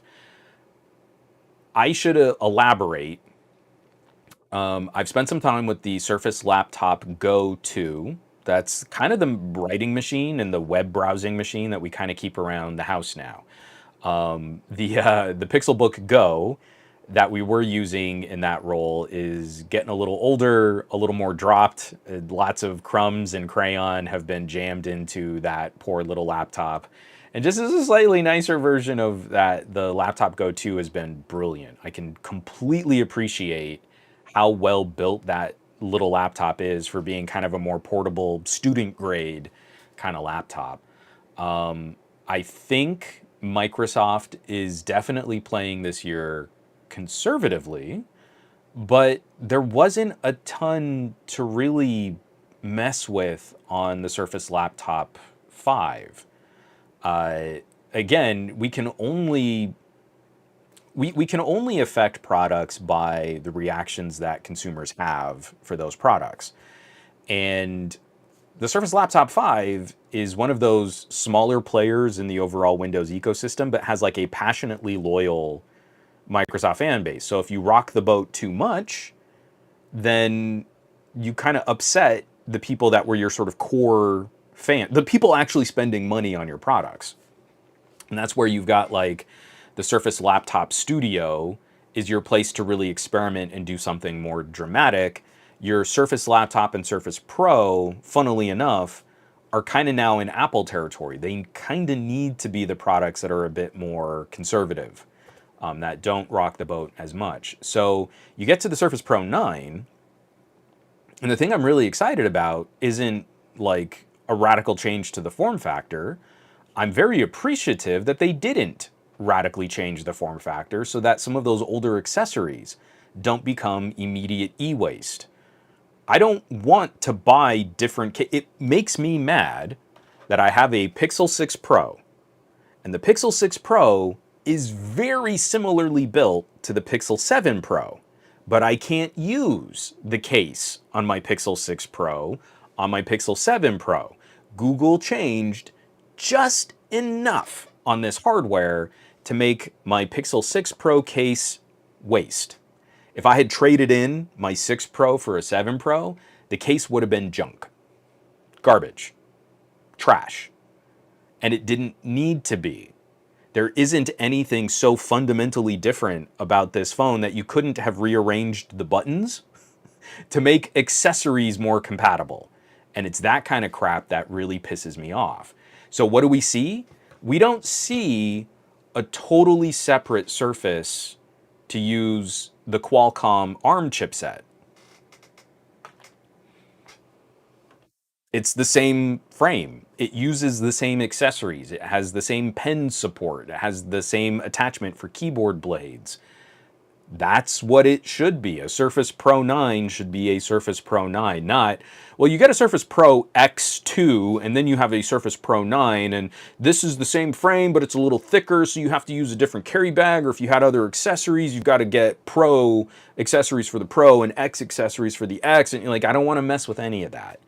So like from last week we were talking about the potential for the launch. I actually didn't think it was going to be super likely that they put out an ARM-based SoC directly into the Surface Pro 9. I am so happy they did, because I think this simplifies the ecosystem of products. So it makes one thing more complicated. You go to a Surface Pro 9 and do you want a Surface Pro 9 Intel or do you want a Surface Pro 9 SQ3? And really the deciding factor is, do you have legacy software support issues that you need to have Intel, or can you go more mobile and get significantly better battery life? And that's a good choice. I feel like we're in a place now where someone can reasonably make that choice, and whatever Windows on ARM looks like, I still haven't really taken it for a long test drive. I feel like we're in much better territory to accept those compromises. I just think the state of mobile work has changed from the launch of the Surface and back in the Surface RT days. Oh, I can't have a streamlined version of Windows. I need all of these old programs. I think we can grow up. A much smaller community of people really have that kind of consideration or that kind of need, and the vast majority of laptop consumers can get away with using more mobile apps or just changing their workflow a little bit to incorporate a more mobility focused workflow. Hold on, I'm going to take another drink of coffee here. 1 second.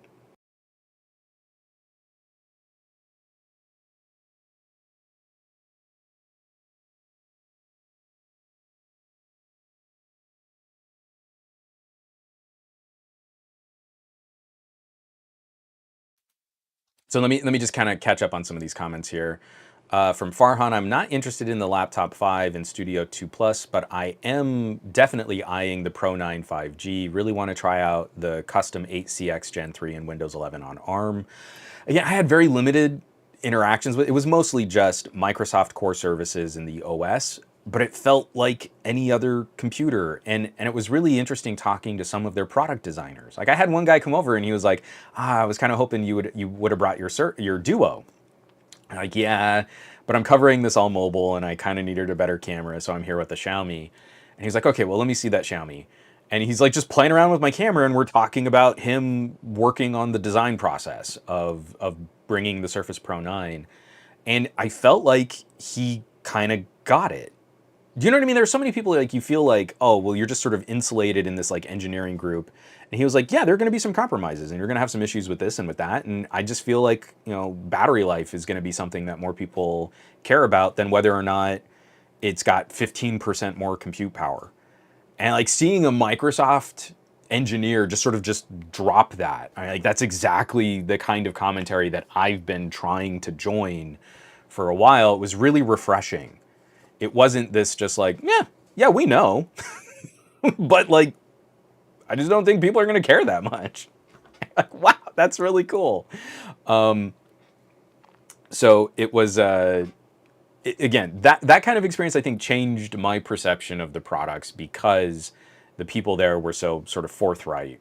They seemed to get their own product launch. From Aditya Anil, speaking as a Surface product owner, I have to admit there's a certain uniqueness to it. Even my Gen 1 Surface Go is kind of built to a class above the $300 retail price on launch.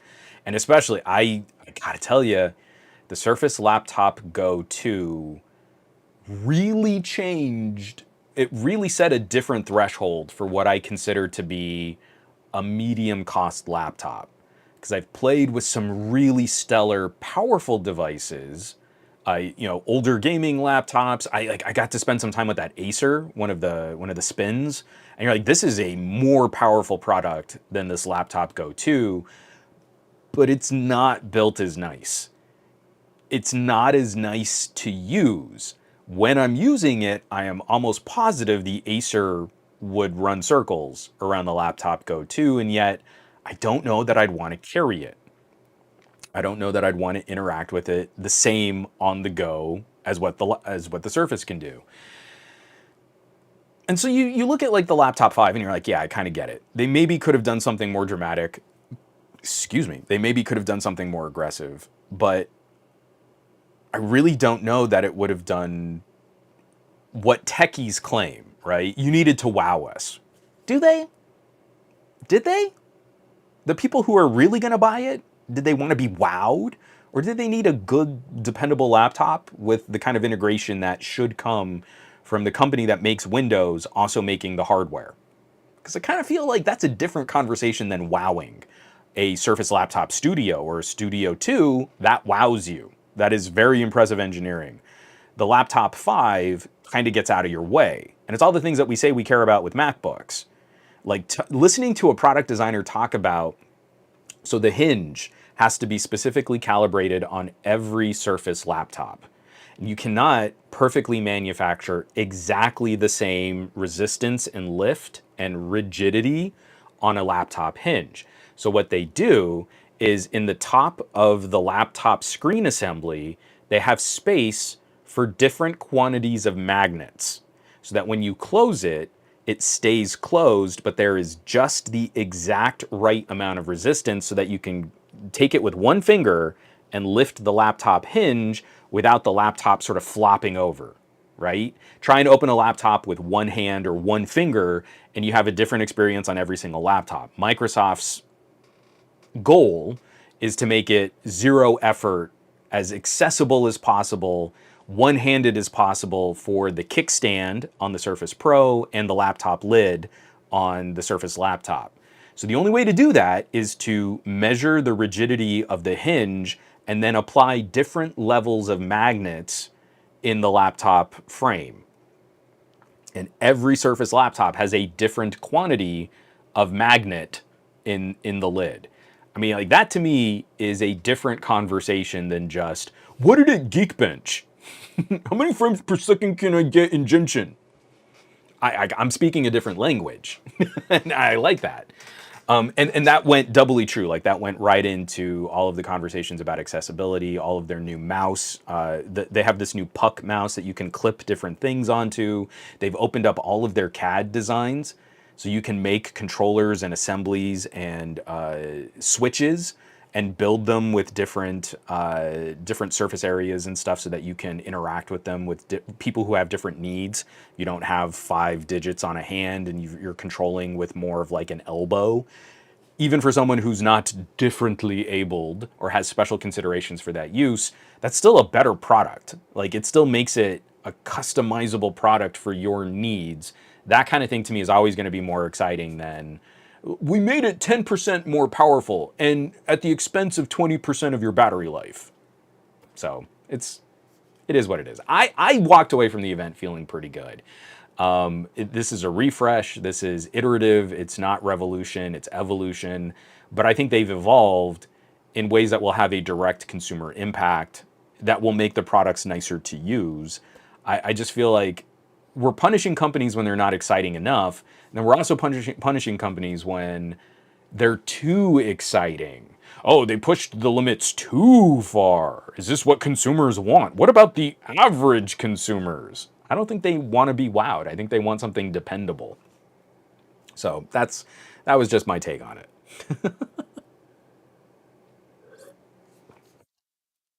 Oh, and Farhan, I agree. Farhan also says, looking at the Studio 2 Plus, I look at it as a stopgap for future Studio 3. Both laptop and Pro already get 120 hertz screens, so it'll be a matter of time before the Studio gets it as well.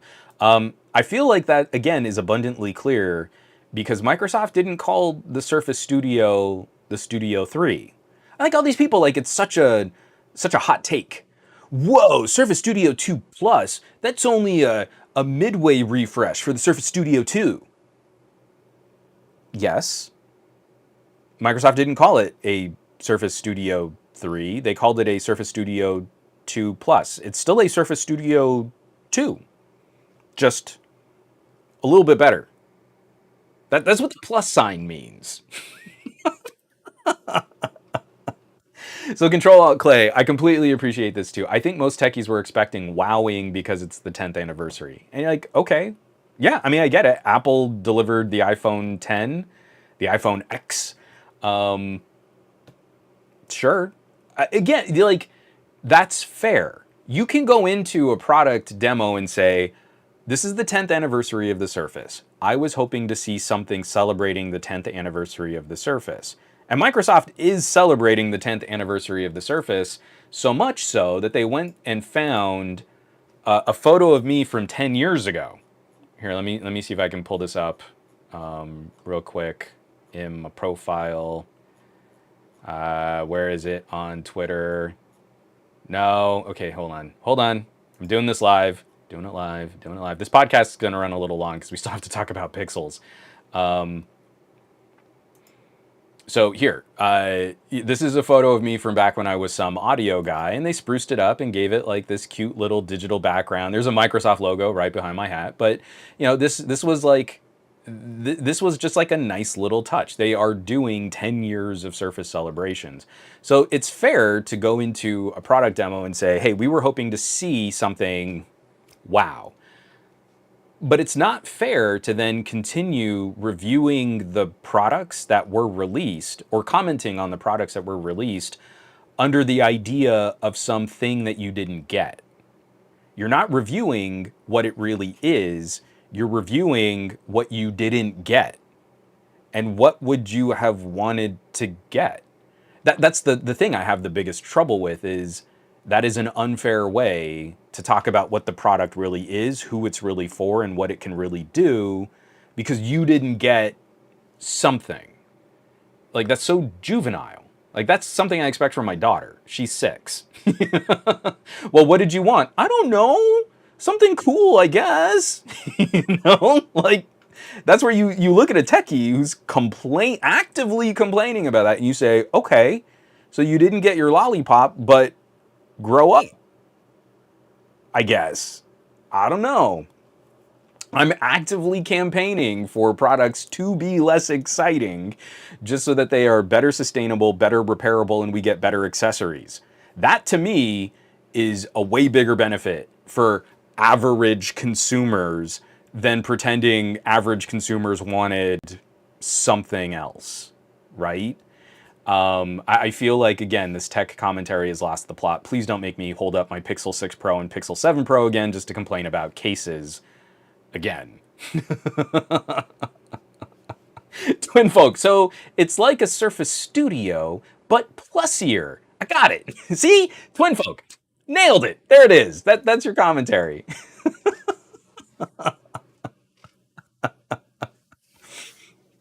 Aditya Anil, not gonna lie, that Hinge talk was genuinely quite exciting. Hearing the thought process behind it now makes me appreciate it even more. I think that kind of stuff matters to the consumer experience, but it matters in a way that is less sexy to talk about. It matters in a way where the product is easier to use. It kind of blends into the background of your day just a little bit more effortlessly. Like, I set down I have an old Huawei or even one of my laptop docks, and I try to open the laptop dock, and I know it's going to take me both hands, and I'm going to have to wrestle with it for just a second to separate the screen from the base, and then I can hold the base down with one hand and open the screen. And I know it's going to do that because the base is too light for the rigidity of the hinge on the screen. And I'm willing to make that compromise because I love using phone desktop modes, and this is a great way to bring more functionality to a phone. I'm making that compromise. The second you open a Surface Hinge, I can be on the phone and take one finger and open the hinge and get into my computer and start doing stuff while I'm using my phone for communication. Like, that is so effortless and so seamless. The laptop has just faded into being a companion product on my compute day. That kind of thing it deserves more attention. So, more Pixel coverage. What a fanboy! Because we got a Pixel 7 Pro in house. I'm enjoying the Pixel 7 Pro. I think this is good. I think it's fun. First of all, I just want to get a sense. How many Pixel folks? And we've got still like 50 people watching. How many Pixel folks are kind of in the chat right now that have like any Pixel? It'd be like a Pixel 3a, Pixel 4, 5, Pixel 6, Pixel 7, and who jumped on the Pixel 7 train? I just kind of want to get a sense of who I'm talking to here. Am I confirming the bias of the right audience of people so I can make more money on social media? Sveticus just got his 7 Pro 2 days ago. J-Man is soon to be a 7 Pro owner. Squirrel Rehab for a ER1980, 6 Pro, and Pixel 4 XL. I still love my Pixel 4, my Panda Pixel 4. Twin Folk is on a Pixel 7. Rico Man, Pixel XL. I think you mean Pixel 4 XL, Pixel 6 Pro, and Pixel 7 Pro. Aditya, no Pixel, unfortunately, but like I've got an Xperia, so, no complaints. Twin Folk on a 4A and a 6. Holla at your boys! King Pixel here. Gormlord, I live Pixel vicariously through my girlfriend. Gormlord, your girlfriend has excellent taste. Because not only is she with you, she also has a Pixel. So I think you got to put a ring on that. I'm just saying. That woman is demonstrating, like, exquisite taste. Trey wants a 7. Soar Hunter is a Samsung Note lover. I mean, no shame there. The Note 22 was the best phone that Samsung put out this year. And Simon says, if no, I'm jonesing for a Pixel 7 Pro. Okay, I'm finishing up a first impressions video that is going to be going to reviews.org, where it will probably die just on that channel and not get a ton of views, but it's part of the contract I'm working with them, and I want to broaden some of that discussion. They use Samsung a lot as their example devices, and I'm trying to introduce other ways to talk about Android that isn't just synonymous with Samsung. And I feel like we're in good shape here to start off a conversation on the Pixel 7 Pro. I've done early performance testing in terms of CPU compute power, very generally speaking, with some ebb and flow on different results. It's not going to be a demonstrably different performer than a Pixel 6 Pro or a Pixel 6a. The big change, and this is where Google's claims really do live up. They said, hey, we're really focused on power efficiency, but we are adding more GPU compute power. And the Pixel 7 Pro so far has been playing games better than the Pixel 6 Pro did. And the Pixel 6 Pro was a pretty good gaming phone. Excuse me.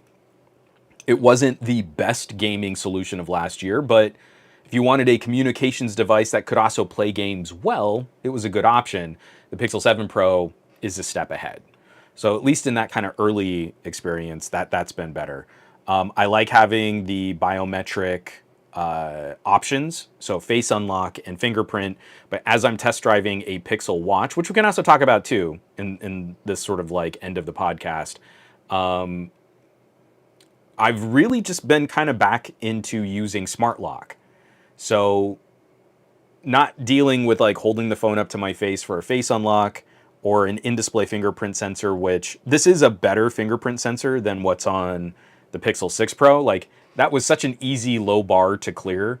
I would even say like, hey, if you like your Pixel 6a, but you hate the fingerprint sensor, that might be worth flipping the 6a to get a Pixel 7.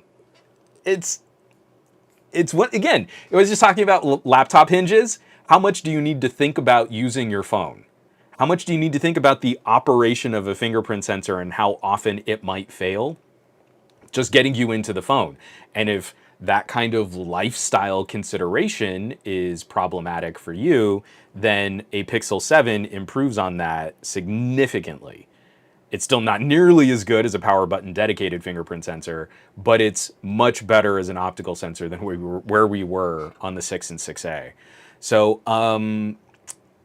early testing, the efficiency has been good. I am rocking this full screen resolution and full refresh, you know, again, kicking on the more inclined to use the faster refresh rate mode of the display. I wish Google would just give us the limits. It bothers me that Google's trying to make this so easy that it actually makes it more difficult. Because I want to go into my display settings and say, go to 60 hertz, but you can't do that. What you can do, hold on, let me pull up my display. I just want to read off exactly what it says. Smooth display automatically raises the refresh rate from 60 up to 120 hertz for some content, increases battery usage. Why can't you just give me a 3-button toggle? 60 hertz, 120 hertz, adaptive. That is so much easier and clearer to understand than this, like, do you want your display to be smooth? I guess. Is 60 hertz not smooth? 60 hertz is actually pretty smooth. What, is this running at 60 now, or is it 120? Is it variable? Can I get variable on 60? That would be kind of cool. I could go down to like 1 hertz or up to 60 hertz, and I could even better manage my battery draw. I really don't like it when companies try to hold your hand through really technical, complicated things, because they end up making it more confusing than if they just told you what was happening. But yeah, so I'm rocking full resolution, 1440p, and the smooth display right there. And I love I love the screen, but I do believe I'm falling into that camp of the screen drawing more power. So even if Tensor 2 is more power efficient, even if the radios are better, in my office, I got a 6 decibel difference between the Pixel 6 Pro and the Pixel 7 Pro. So that will not be your experience when you're out and about and looking at different, connecting to different cell towers. But a 6 decibel improvement in my office is substantial. That is a huge, because again, decibels are not one units. So like 3 decibels is often like a doubling of intensity. Grossly oversimplifying, you'll have to trust that I actually do know a little about acoustic physics. But that's a significant upgrade in radio performance. And this Pixel 6 Pro did well in my office. So at least now I have better hope that when I'm driving out in the canyon, my Pixel 6 Pro would lose connection where my wife's Pixel 4a 5G could still stay connected on a Qualcomm radio. We're going to plan just like a little drive down to the beach just to see. I'm expecting my 7 Pro to keep up better than my Pixel 6 Pro could. So all in all, it's very much a Pixel 6 Pro Plus or a Pixel 6 Pro S. You didn't need to change the main camera sensor or the telephoto sensor. The 6 Pros were already class leading. We do get a better ultra wide. That was a nice little perk and improvement. You didn't really need to change a ton of the processing. Pixels have already been ahead of the curve on a lot of the consumer-focused point-and-shoot photography. They have tweaked the video to be a little bit more responsive and a little bit better for high frame rate and high resolution. So on a Pixel 6, you can shoot 4K 60 from the main sensor, but then it dumps you down to 4K 30 from the telephoto and the ultra wide. Also, you only get 4K 30 on the selfie camera on the Pixel 6. The Pixel 7's, the Pixel 7 Pro gets 4K 60 across all 4 camera sensors. And I believe still the Pixel 7 Pro is the only phone that can do 4K 60 across all 3 rear sensors in one video clip. So you push record and you can switch to the ultra wide or you can switch to the telephoto and you don't have to stop recording to switch camera lenses. Please someone correct me if I'm wrong. I don't believe iPhones can do that. I'm pretty sure Samsung can't across all of their rear camera sensors. Xiaomi and Sony can do smooth zoom, but the smooth zoom only works 4K 30. So someone please let me know if there's another phone out there that can. OnePlus's used to be able to do 4K 60 from the ultra wide to the main sensor, but you couldn't go to the telephoto. Honor, you can go from the main sensor to the telephoto, but you can't go to the ultra wide. I don't think any other phone has done all 3. So, yeah, I'd like to see that demoed. The last time I asked an iPhone person, they were like, oh yeah, my iPhone 14 Pro can totally do it. And like, okay, well then just do it. And then they were like, I can zoom, but I can't go wide. And that seemed to be where it stopped. So if anyone has an iPhone 14 Pro in this chat, I'm not expecting anyone in this chat to have an iPhone 14 Pro. I kind of know my audience. I'd love to see a clip or a link or someone demonstrating it. Because again, it makes the function of the device easier to use. The Pixel camera now acts like one super zoom lens, and it doesn't matter what mode you're in. This is such a critical psychological hook. On another phone, you have to think, am I in this video mode at this refresh rate? Well, then I can't use this camera sensor. That is so frustrating. Now, it doesn't even matter. Like, you shouldn't have to care where you're zooming. Across all 3 sensors, you can zoom with the best quality the phone can deliver in one continuous action. You don't have to think about it. And precious few phones do anything like this well, and I don't think any phone does this exactly the same. So, yeah, Soar Hunter, no iPhone 13s in my pocket. Simon says, Hypno, I swore I saw a comparison betwixt the 7 Pro and the 14 Pro Max. ER1980 is saying, you are right, Juan. Dave West mentioned something on Twitter to this effect. Twin Folk says, iPhones are definitely still stop and start. Again, it might be something where you can zoom on an iPhone 14 Pro, but I don't know that it really changes sensors. Like, if I'm zooming on the Pixel 7 Pro, I can zoom from 1x to 4x. Sure, that's all the main sensor. It's just cropping the main sensor. But then when I get to 5x, you see a noticeable and startling improvement in quality. So if you zoom out to 3x, it starts to look really grainy and pixelated and kind of smeary. Then you go from 3x to 5x, and it gets razor sharp again. Why? Because it's actively switching to that telephoto sensor. And ditto, like I can go from 1x to 0.6x, and you see that pop, and you do see the frame reset itself because the camera sensors are on a different vertical axis, but you don't have to stop recording. It does that all in one clip. So I'm trying to think what else. The speakers are good, screen is good, tensor performance has been good, even if it still loses a few fights to the Pixel 6a. Camera performance has been nicely improved. Radio performance is a step up. And unless you're suffering really poor connection in your area, I don't see where all of this really adds up to a strong recommendation to flip from a Pixel 6 to a Pixel 7 unless you can score a really, really good trade-in deal. Because again, you also have to look at things like, I'm gonna have to get a new case. Cup of cash. But Juan, 4K. Oh, sorry, I have to do my moving the goalposts tech reviewer hands. But Juan, cinematic mode is the benchmark of video, and only an iPhone 14 Pro can do the cinematic 4K. I really can't care about software background blur. The natural focus fall off on these mega sensor phones is so good. Like, frame appropriately and use the telephoto, because again, you get a really nice kind of flattering look as you punch in on that 5x zoom. The equivalent focal length, 125, can kind of make a face a little rounder. So you don't want to immediately juxtapose a 25 millimeter equivalent to a 125 millimeter equivalent, but it looks really good.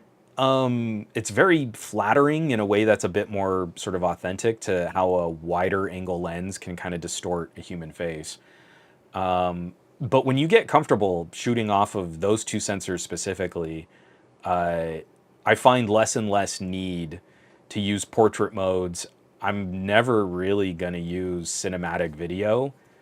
It's an effect that even on the iPhone, which does it reasonably well, and Samsungs do it reasonably well too, it gets enough wrong that I can't count on it. And the few times I might want to use it are in such controlled and limited environments that I'm already controlling for the scene that I want to shoot. If I'm already that locked down, controlling my lighting, controlling the background, I'm already working within the context of a smaller phone sensor, I'm not going to frame a shot around a software effect that may or may not work. I'm just going to frame for what the camera hardware can really do. So the iPhone cinema mode and the Pixel and the Samsung background blur modes, I really can't find where is the place where I would strongly recommend you use that tool. Other people are going to enjoy it, go enjoy it. I'm not telling you not to enjoy something. I'm telling you where I can't, and where I genuinely appreciate just having nicer, natural focus fall off direct from the lens, like in the camera. So it's to me, like we say, oh, you shouldn't have to pay for gimmicks you don't use. You know, well, the iPhone has a bunch.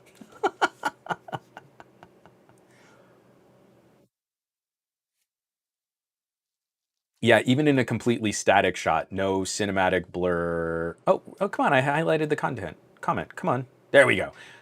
Even in a completely static shot, no cinematic blur video effect ever looks that spectacular. In my test, I was obviously hand holding it. So I was not giving the phone the absolute best base to showcase what cinematic video can do. But you can see, even when I'm holding pretty steady, just those natural little human movements are causing like edges on my hat and in my beard to start getting really fuzzy. And like you'll see a ghost and then like a recovery and then it snaps and then it expands. Like if you're just kind of looking at it looking at that on a phone screen at arm's length, it looks fine. It looks pretty good. The second you look at that on a tablet or on a monitor or you blow it up on a TV, it is so apparently manipulated and it's distracting. I can't take my eye off, well, what is it doing now? What is it doing now? What is it doing now? And that to me is just like, it kills the effect. Whereas it's not as dramatic a blur, but the natural bokeh, if I can put just a little distance between my subject and the background, looks so good. Looks so much more natural. So, I'm trying to think.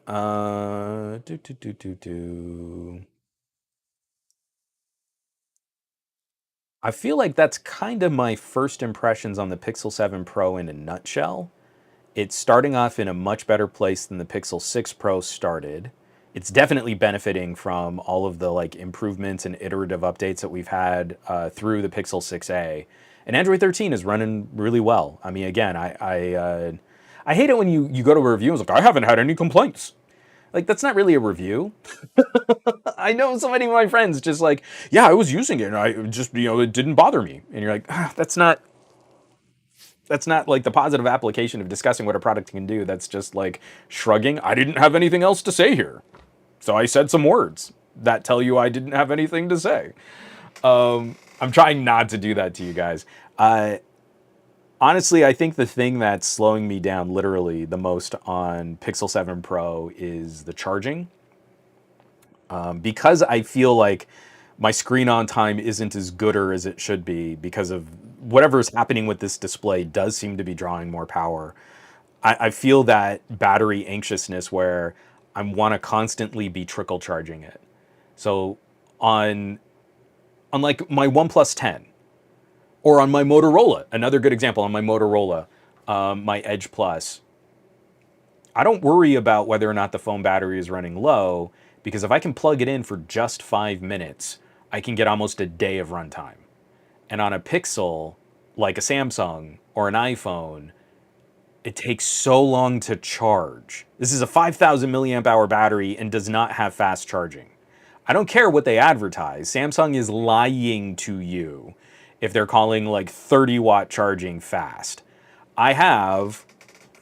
Where did I put it? I just put it down, and now I've lost it again. Where's that Infinix? This Infinix, which retails for roughly the equivalent of $350 in the Philippines, has a 180-watt charger in the box. This phone goes from a low battery warning to 90% in roughly 8 minutes.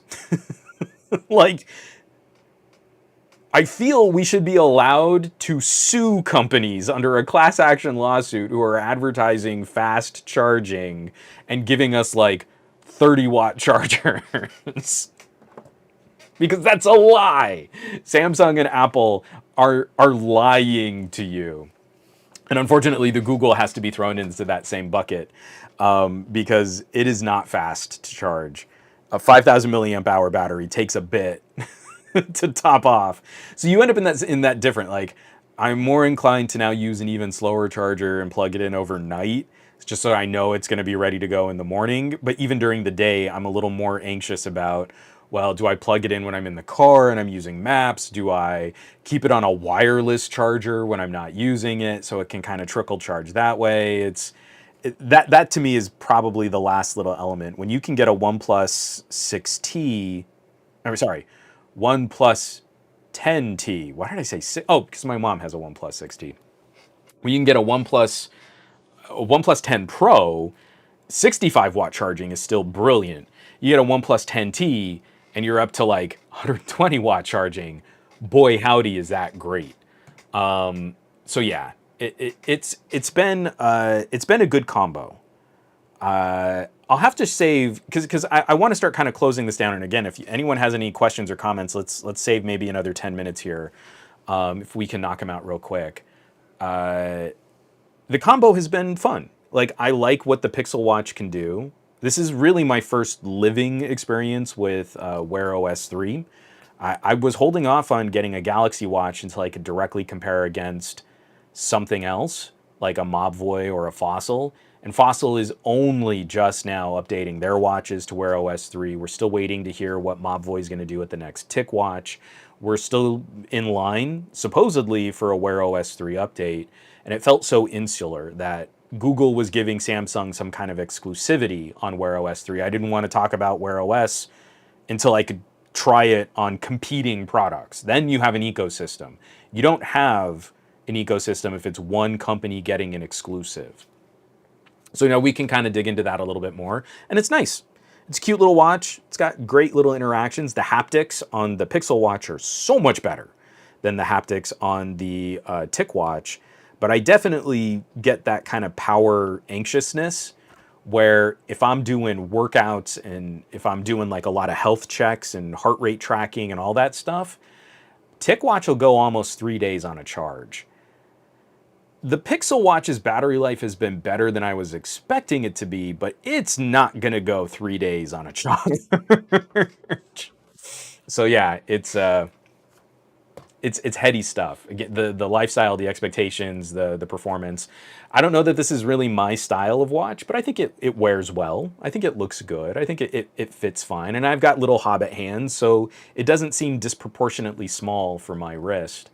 But I am now, it's whet my appetite for what a Wear OS 3 watch from Fossil or from Mobvoi can do with that new Qualcomm chip for smartwatches, and maybe even potentially a bigger battery. So whatever we see from those companies, like if they beef up those specs a little bit, could be a very interesting comparison point against a premium priced Pixel Watch. Yeah, Hassam says it definitely feels more like a fitness tracker than a watch. The Fitbit integration, where it stands as a Wear OS device, I like that it's got all the things I like about Wear OS. Like I've got smart replies, great speech to text transcription. It's responsive. I like the menus, the little applets you can install. It's a proper smart watch, but the Fitbit integration is so upfront in the experience that now I'm kind of anxious to see like, well, what would a Fossil do? Because a Fossil is going to be more of like a stock Android version of Wear OS. I'm kind of curious. We'll see. We'll see what it can do. Twinfolk, that's actually a great number. I'm really happy to hear that. Twinfolk says the Pixel Watch for me has lasted about 28 hours before I need to charge it, and that's with sleep tracking and always on display on. So I don't keep always on display. I just raise to wake, which has its own set of issues and complications. But I'm ending each day kind of roughly like 60%, 50%, somewhere in that range, but I haven't hit it hard with workout tracking. Just basic step tracking and heart rate tracking, but not like, what does this do when I'm really hitting the GPS? Because I think the GPS is going to nuke this battery, and that's what I'm going to be doing a bit more. As I'm shooting these bikes, I'm going to be setting those up as cycling exercises, and I want to see like, man, with some GPS activity, I do not believe that this watch is going to last as long as it currently has been as a more passive notification machine. So yeah, lots to keep up with. I still need to do a video on that Xbox controller. I've got the new UPerfect laptop dock. That's going to be coming out. I've got more videos and commentary to produce on the Pixel 7 Pro.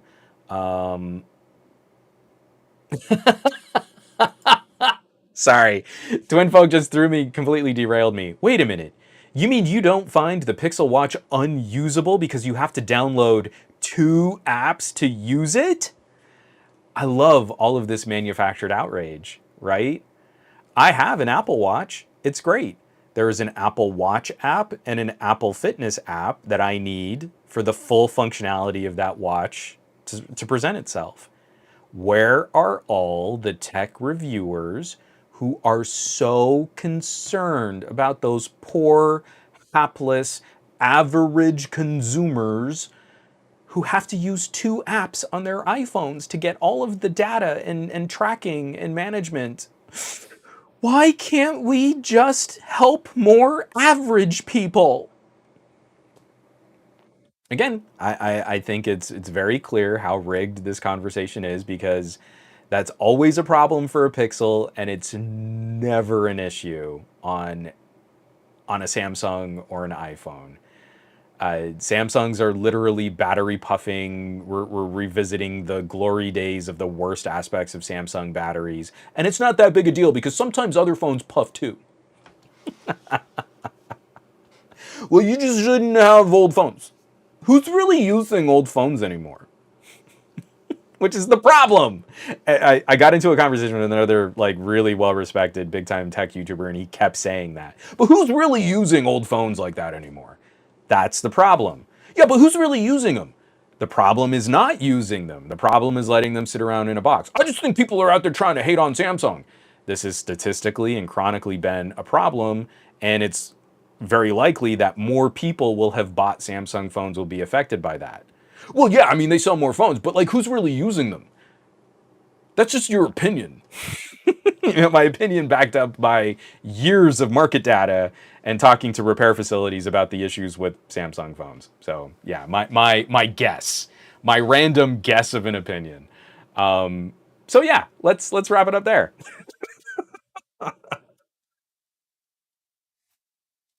So folks, I am swamped. I'm going to be trying to get out a ton of content coming out. You'll pardon if I'm even more vacant from social media. I'll just be popping in to drop some emojis on my Discord, and I'm hoping to have a few articles out too, just kind of detailing some of the production behind the scenes and stuff on the Patreon. But I'm flying because I'm also expecting like along this time we're going to be getting updates to a bunch of phones. I'm hoping we'll see 12L by the end of the month on the Surface Duo 2, which could be really exciting. And I've got some accessory videos that I also want to put together on like camera equipment and proprietary connectors and things like that. So I'm I'm in it. This is Techtober in full swing. So folks, I want you all to have an amazing week. I want you to do awesome with your technology. I want you to be awesome with your technology.